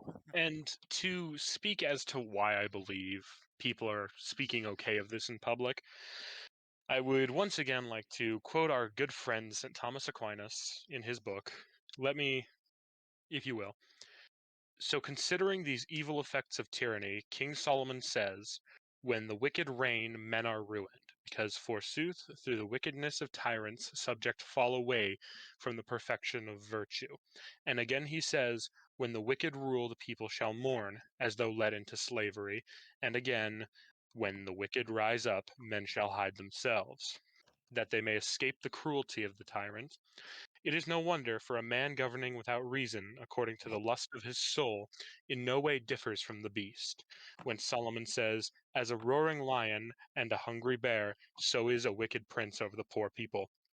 Therefore men hide themselves from tyrants as from the cruel beasts."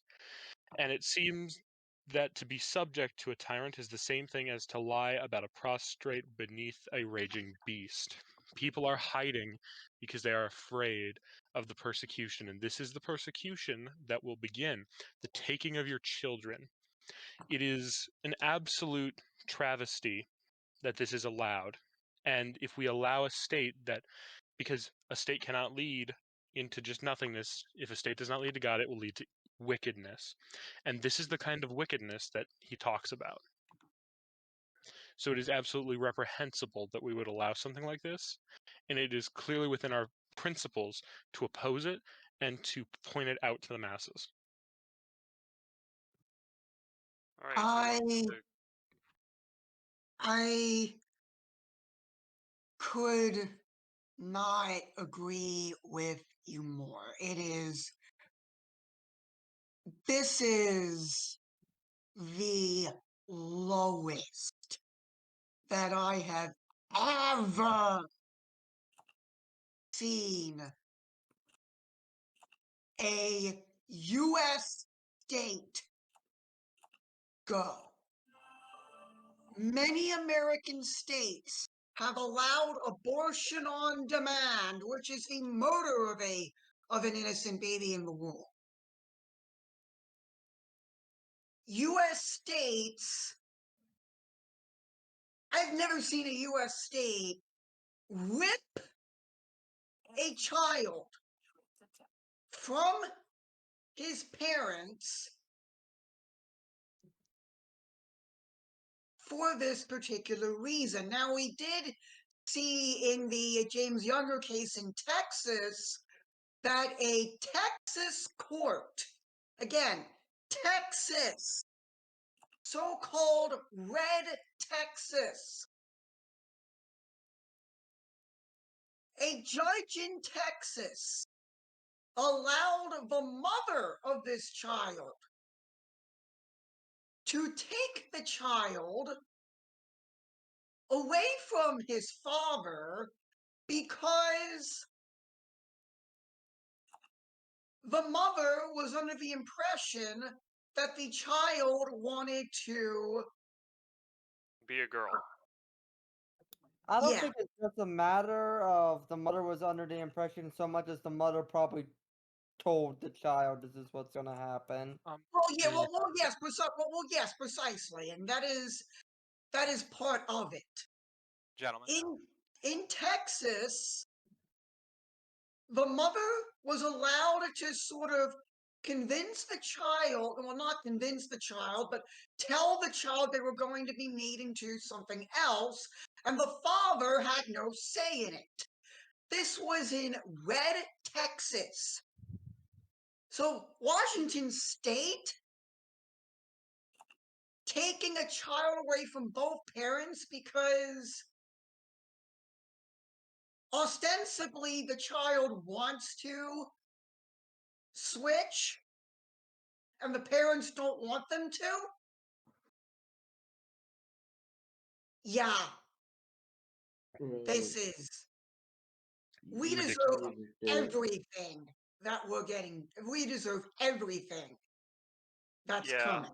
coming. See, Victor, the people who support this, like they prey upon childish ignorance that like it doesn't really understand the greater ramifications of what it means to transition and stuff. Like Yeah. I honestly don't care what adults do because you know what you're getting into. I'm not saying that I condone it or anything. However, I am willing to bet that like 98% of those cases, the adults are informed and they have agreed to like whatever they wish to do to themselves. But a child can't really understand what kind of long-term effects that's gonna have for them. And I think in like the next 10, 15 years or so, we're gonna see like the true effects of what this is going to have, the implications for, you know, the generation that's growing up through all this. And, like, I am willing to put money down that it's not gonna be pretty. Yeah, Eh. I would say two things before I let someone else, but I really need to get these said. As horrible and terrible as I think this is, there is one tiny silver lining, and that is that these children will eventually have a chance. Like everything is being set against these kids, but any one of them he might be able to pull through, and he's probably going to be scarred, but at least he'll be alive. I would say that abortion on demand is worse only because that child doesn't have a chance to grow up or to do, you know, and that's, I mean, it's, you know, because these kids, the government isn't really giving them a chance. They just have a chance by virtue of the fact that, you know, these kids are going to be alive. And then the second thing I have to say is, and I know I'm guilty of this, but I think collectively we need to drop they and them from the English language because of, I mean, because it's just become, I don't know, using it in the singular, obviously no, but we just need to work around it until eventually it becomes a word we only use when we literally have to grammatically, because I am just sick and tired of it being used in any sort of context. And I say purge it like it's 1930s Russia. Let's go, boys. Let's do it. Okay, someone else can talk now. Constantine, Okay. yeah. I'm Okay. trying to Oh, say good. something for a few Um, minutes because Good. Chuck, so you mentioned schools earlier with the third grade teacher and all that. Trad, you talked to me the other day about some stuff going on in your school.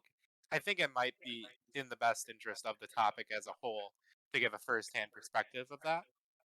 Absolutely. So, as some of you may know, I am still in high school. I am gonna complete it here in this year, but it is quite a drag, especially when you get classes that are teaching quite interesting subjects, such as the.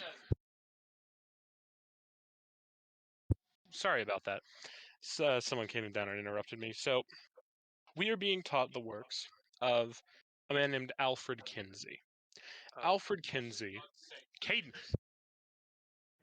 Apologies, everyone. Trad is dealing with his brother right now. Yeah, I just believe. give him a Apologies. I have a younger brother. Just give Anyway. him a moment, yeah. Sorry about that. Anyway, so the man Alfred Kinsey, in case you don't know, many will raise him up as he is kind of the pioneer. He's known as the father of the sexual revolution, which to many Americans, not us, is something to love. We hate it, but let's just pretend that you're an average American. Alfred Kinsey may not seem so bad. He developed a scale known as the Kinsey scale.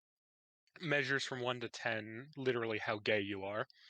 And he was kind of the first person to normalize homosexuality. I'm not here to speak on that. What I am here to speak on is some of the other things that Mr. Kinsey did. Mr. Kinsey also he also had the idea that you could normalize freak in sexual intercourse things. He often would put these studies out into journals that claimed that like over 80% of Americans in the 1940s were not conforming to the morals of their time and that they were really all, sexual deviants. But the main group of people that he had interviewed were criminals and prostitutes. And he also published studies regarding general human sexuality, which he had recorded data, including photographs of, and I quote, children from upwards of 2 months old being brought to sexual orgasm. Absolute degeneracy. And Alfred Kinsey would eventually inspire the work of a man named John Money, who we're also learning about. Mr. John Money is known positively for coining the term gender and transgender. What is not so known is how he basically spent the entire lifetime of 2 children born, one of whom was mutilated during circumcision. He forcibly transitioned one of them into a female, recorded and forced them to perform sexual acts on each other, and continued brainwashing and hormone treatment of the brother who had been forcibly transitioned until they were in their adults, and they're like 19 years old, when they were able to break away from this. And the brother who was forcibly transitioned attempted to detransition. And because of the things that were done to them in their youth, both of them committed suicide later in life. And it is the work of these people that is being taught in a public school. And it disgusts me. And I think it is absolutely reprehensible that we would allow something like this to be taught to students, because for someone like me, I am able to see through it and to understand that it is garbage. But to someone who is more inclined to believing what the schools teach you, it would be abhorrent what they may believe coming out of these lessons. And so it's just a clear further appropriation of state power of this democratic state power over the average citizen, and the pushing of these absolute evils. And I think that we have, in America, completely lost morality. It is Was irredeemable. not the incident I was referring to, although that is an excellent take. Trad, may I ask what courses are discussing these perverts, Keenzy and them? Human behavior, which also teaches works of the likes of, some more normal people like, oh, I don't know, Sigmund Freud. Well, no. Wait, so is this Is this like a psychology class, or they're calling it human You could behavior? take this or psychology. Okay. Yeah, That's not Sigmund Freud what is I a was weird referring to. fellow, but I wouldn't necessarily call him a degenerate, considering at the time he was around, we were basically throwing darts at the wall trying to figure out what was Agreed. going on okay, in okay. human Well, brain. But I still would absolutely be, guilty myself of defending, if I didn't speak out against the teaching of the works of Kinsey and Money. Oh yeah, absolutely. Those guys, no, they're disgusting. Yeah, I mean, that's not okay, I exactly don't, what I was talking about either, but good point. I don't. Oh, What were you Remember referencing? the incident where you were supposed to find a partner? Oh yes, we Yes, were also. that's what I was referring to, but I didn't know about Apologies. Oh that. no. No Well, apologies needed. No, that was an excellent on what point. he's talking about, we were also asked to find a pansexual partner in the room. We were also asked to find a bisexual partner, a homosexual partner, and a heterosexual partner. And as stated above, just absolutely horrible. What yeah. exactly was Enough the purpose people of that who assignment? I hope you're not going to a private school. That's No. no, he Public. is This going is to a public. yeah. Because I So went to what and public not just school a, too. and We not didn't have just we a, didn't have anything like that. Like that's and not just a public school in the bastion of Middle America known as Nebraska. So wait a second. What Nebraska. exactly No, is the point of Like, this assignment? No, Nebraska has fallen. Millions must fry. Right now, what was I gonna say? Oh, the fact that your teacher assumed that 1/4 of your class was pansexual. Well, wasn't assuming, just asking us Like, to we find. get it. You like cookware. Move on. Yes. Okay. I'm not like that, but I do enjoy a fine cook. I do enjoy a fine cast iron pan. As we all Good for do. cooking. But let us continue. So who would like to continue on this specifically on this article? I Oh, just got. oh, Oh, it's just on the article. Okay. I feel like everyone said. Bubba kind of has a point. I think he was about to speak. Oops, sorry, Bubba. no, you go ahead, Krieger. No, I was You just gonna can't say think of thank. anything, Bubba. All I was going to say is when I was 17, I tried to open a bank account, and I needed a guardian to be on that bank account with me, even though my birthday was a month away, and I had a job and everything. So if I can't open a bank account when I'm under 18, if I can't legally sign a contract legally binding when I'm under 18, but for those reasons because I'm not mature enough, why and you need parental consent? Why are they taking the parental consent over something this life altering? The government and Olympia people need to do something about it. I do not call for anything, but I'm just saying Olympia needs to be changed if it were. I There should be So outrage in the streets over this law. Oh, but there Truly. won't be.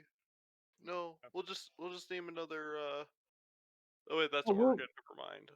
We'll get them in the next election. right, so now that everyone is finished with this, I assume everyone's finished. Let us move on I kind of to. have a small tangent. So it sounds like everyone here is based, but like Bro said my based experience the on Discord podcast is there's a over. lot of pro transgenderism, right? and we would all be like bashed as transphobic or whatever from the last. I mean, that's kind of the whole crux of the issue is Washington legislatures. They don't think they're doing anything wrong. They actually think that this is righteous, right? That's how twisted they are. And I just like this is kind of my tangent is like what happened to the monarchist Discord, our monarchism Discord. Like that's how I got to this Discord. And then the other one was deleted. And like I'm just like there was all these like moderating for like anti-trans stuff and like I don't know. It just seemed very 1984ish, is what I'm saying. Like do you guys kind of like feel what I'm saying? Like I don't. Yeah, like, yeah. As long as you're not what? discriminatory outright, you're good. But like, yeah, we have our opinions here. Yeah, Right. but So that's the crux is that like you can't. They say that we're discriminatory just for saying that. Oh yeah, you shouldn't be able to steal your kids and you know mutilate their genitals, right?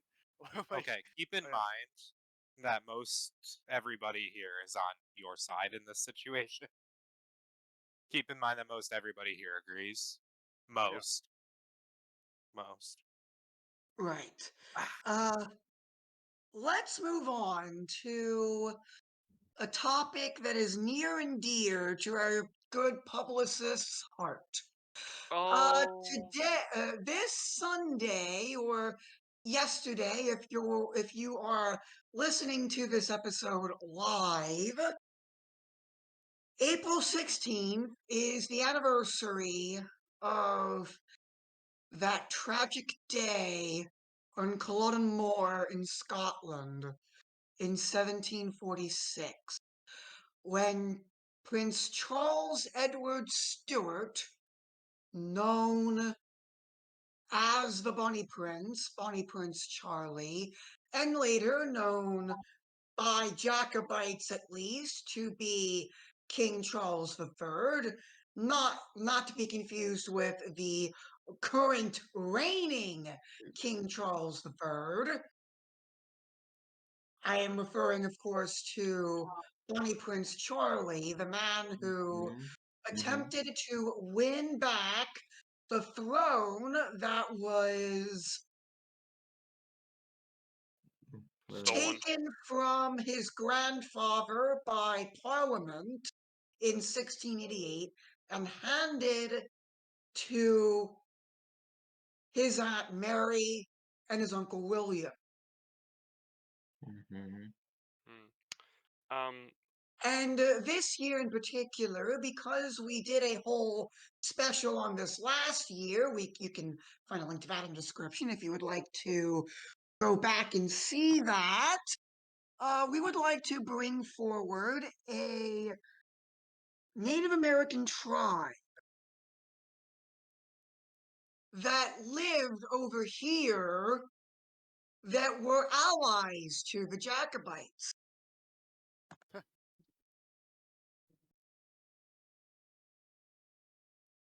oh, me now. Okay, so, yeah, you see, one thing that is kind of forgotten is that some of the Indian, a good number of the Indian tribes are actually loyal to eventually the monarch, and some of those Indian tribes, um, obviously supported the House of Stuart. Of course, makes sense with the tribes, many of them being converted by Les Becerrons. Um, and let's see, I'm going to butcher this. It was the Wabanaki, Waba, and apparently they were savior The Wabanaki Confederation. Confederacy. Yeah, I'm just a little confused on the pronunciation. Anglicizing words is hard. But they were seafarers. And they tried to never went anywhere, but they did uh build or start building a fleet to go and fight for the lawful monarch. And it's that sort of plucky determinism. Honestly, I'm not. If there was an American branch of the Royal Stewart Society, a society that one day I will eventually attempt to join, um, um, don't affiliate me with them quite yet. But I think maybe calling it the the the Wampanoag branch or whatever would be a cool nod to history. But yeah, I mean the devotion, these people had, because there was nothing saying that these people had to go, that this tribe had to go and do that, because it, the people could have just sat back and let the let it roll and eventually live in the same degenerate Canada that that we're all so privileged to experience nowadays. Um, but it's that devotion that really strikes me, and it's the whole devotion of Jacobites in general. And I know that nowadays probably most Jacobites, like myself, as far as I'm aware, I don't have any ancestors who fought at Culloden, and if I did, or in any of the engagements, and if I did, it certainly wasn't an unbroken line of I inherited my Jacobitism from my father and he did it from his father and so forth. Um, but that devotion of people ready to give it all up for something that they knew was right. Um, you know, all those people, nobles, and who followed um, the king into exile when James II was overthrown. Um, because I mean, yeah, it was probably going to get rough, but the English Catholic gentry, those that left, the English Catholic gentry knew that it would survive like it had before in all probability, you know. But people still chose to follow the king into exile, and yeah, that devotion um, is admirable, and people, will say, "Well, why am I a Jacobite?" And primarily, it is the Catholic thing. But at the end of the day, it is also a basic recognition that the king is above Parliament. Parliament can't just take away a crown through its own force of will because it serves at the pleasure of that crown. And I hope that should I ever come under such a trial, that I would be faithful. Uh, Chiefly in regards to the faith, that I would die for it if I was ever presented the chance of martyrdom. Um, but that loyalty, I guess that's my thing. It's loyalty, faithfulness, madam. He's talked of your enduring faithfulness. Yeah, I guess that's where I'm gonna leave it off for now. I Okay, just thank say, I just had an interesting thought. If James II and all those nobles fled to North America, that could have been an interesting way for us to get an American monarchy, where the colonies just become the Stuart monarchy in exile. Um, as much as I would like that, and honestly, that kind of sounds like a cooler idea for my alternate history than what if Charles III accepted offer from Congress. I'm probably gonna steal that. Yeah, I think I'm gonna steal that. Thanks. Um, I I don't think the Puritans in New England would have been down for that. Because gotta remember, the Puritans in New England effectively, once they heard that Charles I had been executed, or maybe as soon as the English Civil War started, they were like, "We're doing our own Cromwellian thing. Bye, toodles." Well, not bye, but you know. So, yeah. so and to sort of put a bow on it, when I first read this, it was around April of last year when we were planning what was originally going to be this year's Jacobite Culloden special. I was sort of awestruck by the devotion that those Native Americans of the Wabanaki Confederation had for the Stewarts. I was sort of awestruck by that, and forgive me for bringing up religion, but the woman at the well, she gave, not the woman at the well, the poor woman who gave just a tiny little bit at the temple, and our Lord praised her because she gave all she had, while those other people gave comparatively very little. And that just sort of resonated with me when I read about this last year, and it was very, very fun. And to go back and to go toward my grandmother's maiden name,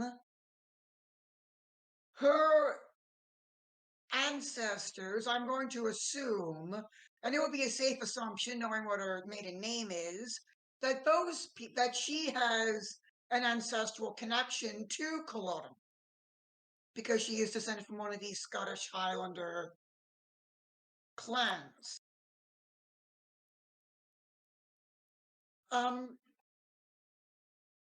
Moving on to, and in fact, the current Jacobite claimant, Franz, Duke of Bavaria,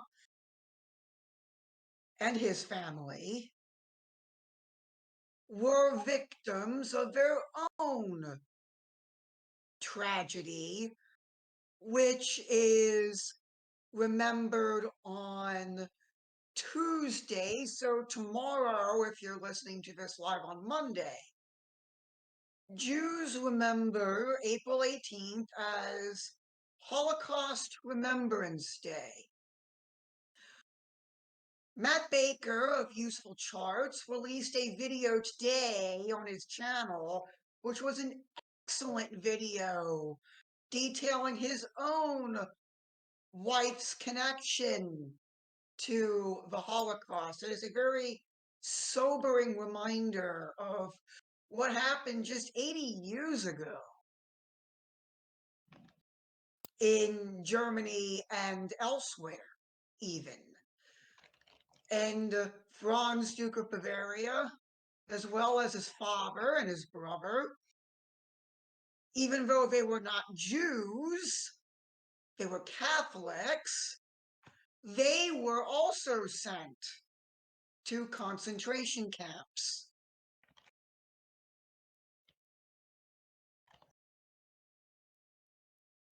And it is very important on the 18th to pray for those people, to pray for all of those murdered in those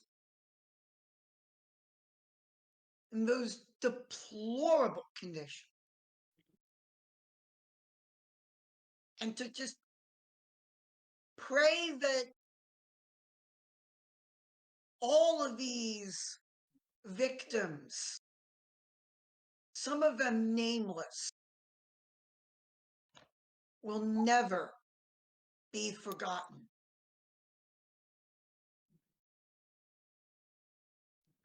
If anyone else would like to opine, you may go ahead. How'd we get on? So you're just mentioning it because Holocaust Remembrance Day is the 18th. Yes.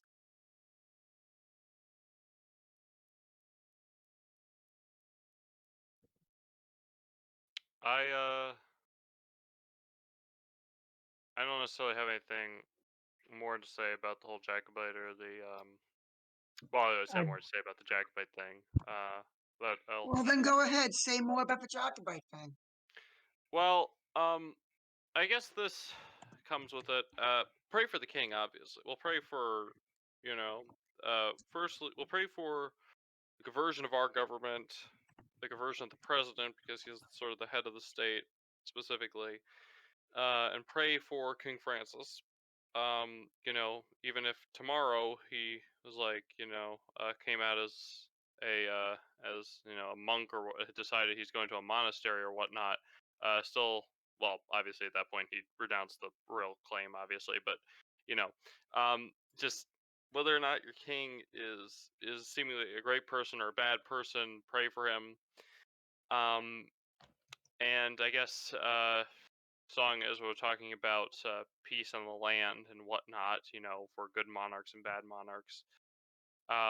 There will never be peace until Jamie comes home. On something with. And oh, Sorry, Charles, go ahead. the church is in ruins, the state is in jars, delusions, oppressions, and murderous wars. We cannot tell it, but we can know who's to blame or what's to blame. There'll never be peace till Jamie comes home. Yeah, Bubba. One of my biggest issues. Now, I'm not a full-out Jacobite. I don't oppose it, but I don't fully accept it. But that's neither here nor there. One of my biggest problems with the what line was it? After with William and Mary into eventually into Queen Anne was the union of the crowns and the destruction of the Scottish clan system. One reason I'm not too iffy on Jacobitism is Virginia, my home Commonwealth. Yes, I'm one of those people. My home Commonwealth was very loyal to the crown up until 1776. It sided with the Cavaliers and the Civil War, and it even found it was the quote unquote fifth realm up until the revolution. Well, fifth until the Union, fourth afterwards until the Revolution. So Virginia was basically okay with doing whatever Britain was doing. So whether if there was probably another civil war, it would have probably stayed with Charles III. But yeah, my point is, I think the Union of the Crowns was a mistake. Yeah. And actually, as a Jacobite, I still kind of, I mean, the practical reality is, of course, there's Great Britain now, but as far as I'm concerned, from the it was a de jure standpoint, um, the Kingdom of England and Scotland and Ireland are still very much around. It's sort of like the Empire in that respect, around, but as a ghost almost, without the actual land to inhabit. Um, and In exile, in exile, if you will. in exile, yeah. And it's kind of hard, you know, because you know right now the current king doesn't really seem all that interested. But it's just that fact of life. We don't know what's going to happen. You know, 200 years from now, England might convert to Catholicism, and the two, or might convert back to Catholicism, and the two lines eventually link up. It's and eventually we'll get what we want, just not in the way we'd think we would. But you know, that's all. You know, God knows what's going to happen because He's outside of time. We don't. Um, but whatever may befall us, um, we just have to hold out as best we can. And and I'm not afraid to say that, and I make no claims to overthrowing the U.S. government, and I'm not going to claim something on behalf of King Francis that he's not willing to claim himself. But I would say that, and I'm speaking personally, not for Moa or anything, that we have a king, a king who's over the waters, safely o'er the friendly main, and all that, and that um, I just hope one day, even though I don't have any expectation of it, that I'd be able to meet him and say Your Majesty and not have everyone look at me funny. Um, What? yeah, that's and that I could live and that I would be able to just stop with the stupid politics. People are like, "Oh, so you want a king who actually does stuff?" It's like, yes. Do you really think that I want to have to worry about what my state legislature do you really think I want to have to worry about a state legislature passing laws that, say that the state could take away children from parents to mutilate them? I don't want that. That's why I want a king. That's why I want a Catholic king. That's why I want a Catholic landed gentry. That's why I want a Catholic everything. That's why I'm praying for the conversion of my fatherland. That is why I am doing this. That is why I'm doing any of this. And I know I've gone from like Catholic super serious to reservation. kind of funny to super serious, but that's why I and a lot of us are doing any of this. And if that is one thing, if you somehow made it to this point and you're not monarchist, congratulations, you must be the only one, given our demographics. But you have to understand, I'm not doing this because I want to be a noble. I really do not want to be a noble, okay? As much as I would love to live in one of those manor houses, I'd rather be a servant in those manor houses because I don't want the authority that being the boss of that place entails. Um, I am doing this because I believe it to be the best course of action for our fatherland, for America, for us.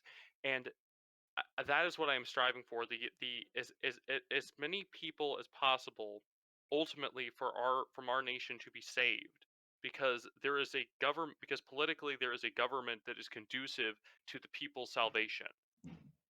That is what I am fighting for. That is what, um, you know.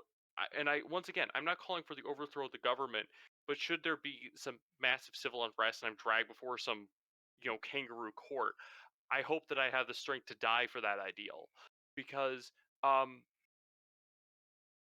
I I love this country, and as much as I poke fun at the way our people are, at the end of the day, from Maine to California, from Oregon down to Florida and Alaska and Hawaii and everything in between, that is a You land forgot that is Washington mine. State. That is Hmm. a land that is my land and your land, and it is a land that is common to us, and it is ours, and we need to do what is best for that land and the people who live on that land, because no matter what, no matter how we got here, whether we're immigrants first generation or descendants from slaves, or descendants from settlers, or the Indians who were here, or whoever else, we are in the same boat together, whether by choice or circumstance, and we got to help each other out, and we have to do what is best for this country. Um, and that's why I'm here. And I'm sorry for being so long-winded, but yeah. Tread, you were not here for last year's Jacobite special. Did you want to give some thoughts on the whole ordeal, or I have nothing special to add that Charles hasn't already covered. I think okay, he's adequately summed up what I would have said. okay. So with that in mind, let's let us conclude with just asking everybody if you went to mass, how it was, and how have you been celebrating Easter? um, well, who was that? Oh, that was background. Well, obviously I went to mass.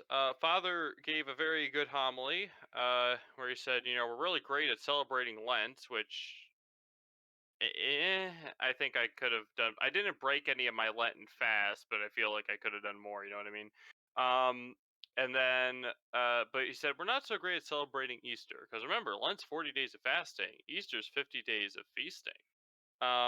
So he gave a nice homily on that. It was so nice to sing the Alleluia again and the Gloria. and yeah, that was all great. I got mildly annoyed at my church service because I learned that the new revised translation of the Bible refers to Mother Mary as the other Mary in the book of Matthew. And it's like, yo, no, she just gave birth to Christ, our Lord and Savior. She's nothing important. Oh, sure, Mary Magdalene gets named by name, but Mother Mary, Jesus' mom, Mother of God, is just other Mary. You know, there is a church that understands Charles. Okay. Yes, Up yes, yes. now. He gets the point you're getting at. I know. But yeah, Okay. let us continue to discuss how our Easters are going. Yeah. Who else? I can actually. We had a great Easter service. It was truly wonderful to see everyone so excited and so happy. I mean, it was my first real, actual Easter Mass, and so I can tell you I was indeed excited. And honestly, I'm just excited to get back into it until we get around to this same time next year. Yeah. Mine was actually interesting. My pastor did not do the original take of doing it from, he did it more like a judge calling people to trial, and did Easter in the eyes of the apostles and Mary Magdalene, which was a unique take that I've never heard of before.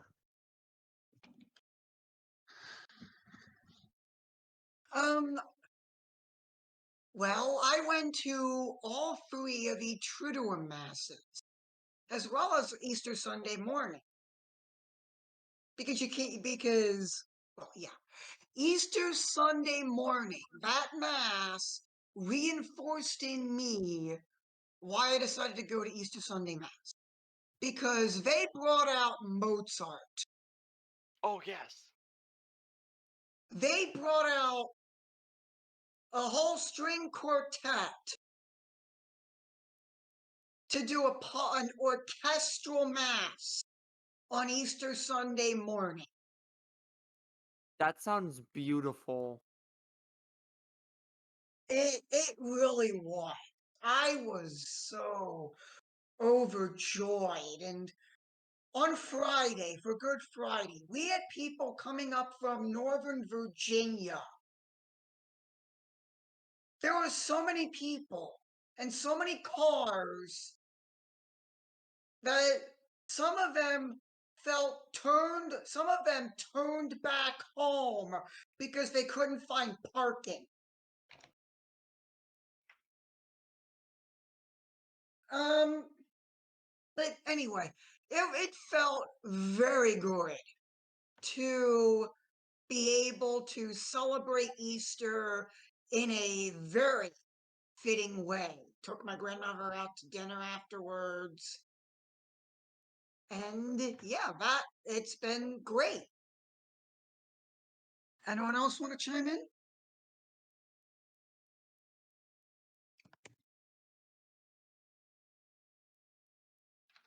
Had a good Easter. It's just nothing crazy. It was just another ordinary Easter, but I don't know. Every Easter is pretty good, you know. I think it's only rained on Easter like once in my life, you know, and not even much, you know. So, did anyone else want to chime in? I think we're good. If All right, Charles, go ahead and all right, yeah, Charles. do the thing. All right. Longer episode. I'm not going to get my 8 hours, but I am not going to complain. Because, well, what good does complaining do? All right. And remember, we gotta do it. We're all All right. together. Okay. If you would like to join us live on Monarchist Minute, then you can go on down to our Discord by clicking on the link Link in the In description the below. description below. If you would like to see our Twitter, our Gab, our website, you can go down and click those links Links in the in the description description below. below. If you would like to see the Culloden special from last year, you can go to our channel page, but you can also do that by clicking on the link Link in the in the description below. below. And finally, if you want a link to that article from the Catholic Herald where we found out about the Wabanaki Confederation. Confederation. Sorry, I can't pronounce words. Wakanabe Confederation. If anyone, Wabanaki. Wakanaki. Wabanaki. Okay, okay. Wabanaki. Okay. Here's what we'll do. We'll invite somebody from the Confederation to come on and give us a proper pronunciation lecture. Okay. Well, we Probably could not. get Aiden for But that. if anyone who is a Wakanaki Indian You wanna knows drag Aiden exactly how into to here? pronounce it. Okay. Anyways, so if you want that, and I suppose we could find a I'll give you the title de regno because it's in the public domain, and so whatever device you have, you can. There's probably one on. There is one on. I'm pretty sure an Apple bookstore for free, and then whatever the Android equivalent is, and then it's probably PDFs and PDFs and PDFs. So I'll just make sure it's spelled right, which for me is an impossible challenge. All right. Well, you can do that by going down to the link Link in the in the description description below to below. see a title. Okay. It doesn't always work. So, Will, are you? Oh, right, my alarm clock's still on the floor. Will, you ready? I'm ready when y'all are. Okay, please stop saying y'all though. What kind No. of y'all? Prayer. Let us begin. Let us begin. Y'all bow your heads now. Name of the Father, Son, and the Holy Spirit. Our Father, who art in heaven, hallowed be thy name. Thy kingdom come, thy will be done, on earth as it is in heaven. Give us this. Give us this day our daily bread, and forgive us of our trespasses, as we forgive those who trespass against us. And lead us not into temptation, but deliver us from evil. For thine is the kingdom, the power, and the glory forever. Amen. All right. Until next week, may God bless you, and may God bless the United States of America.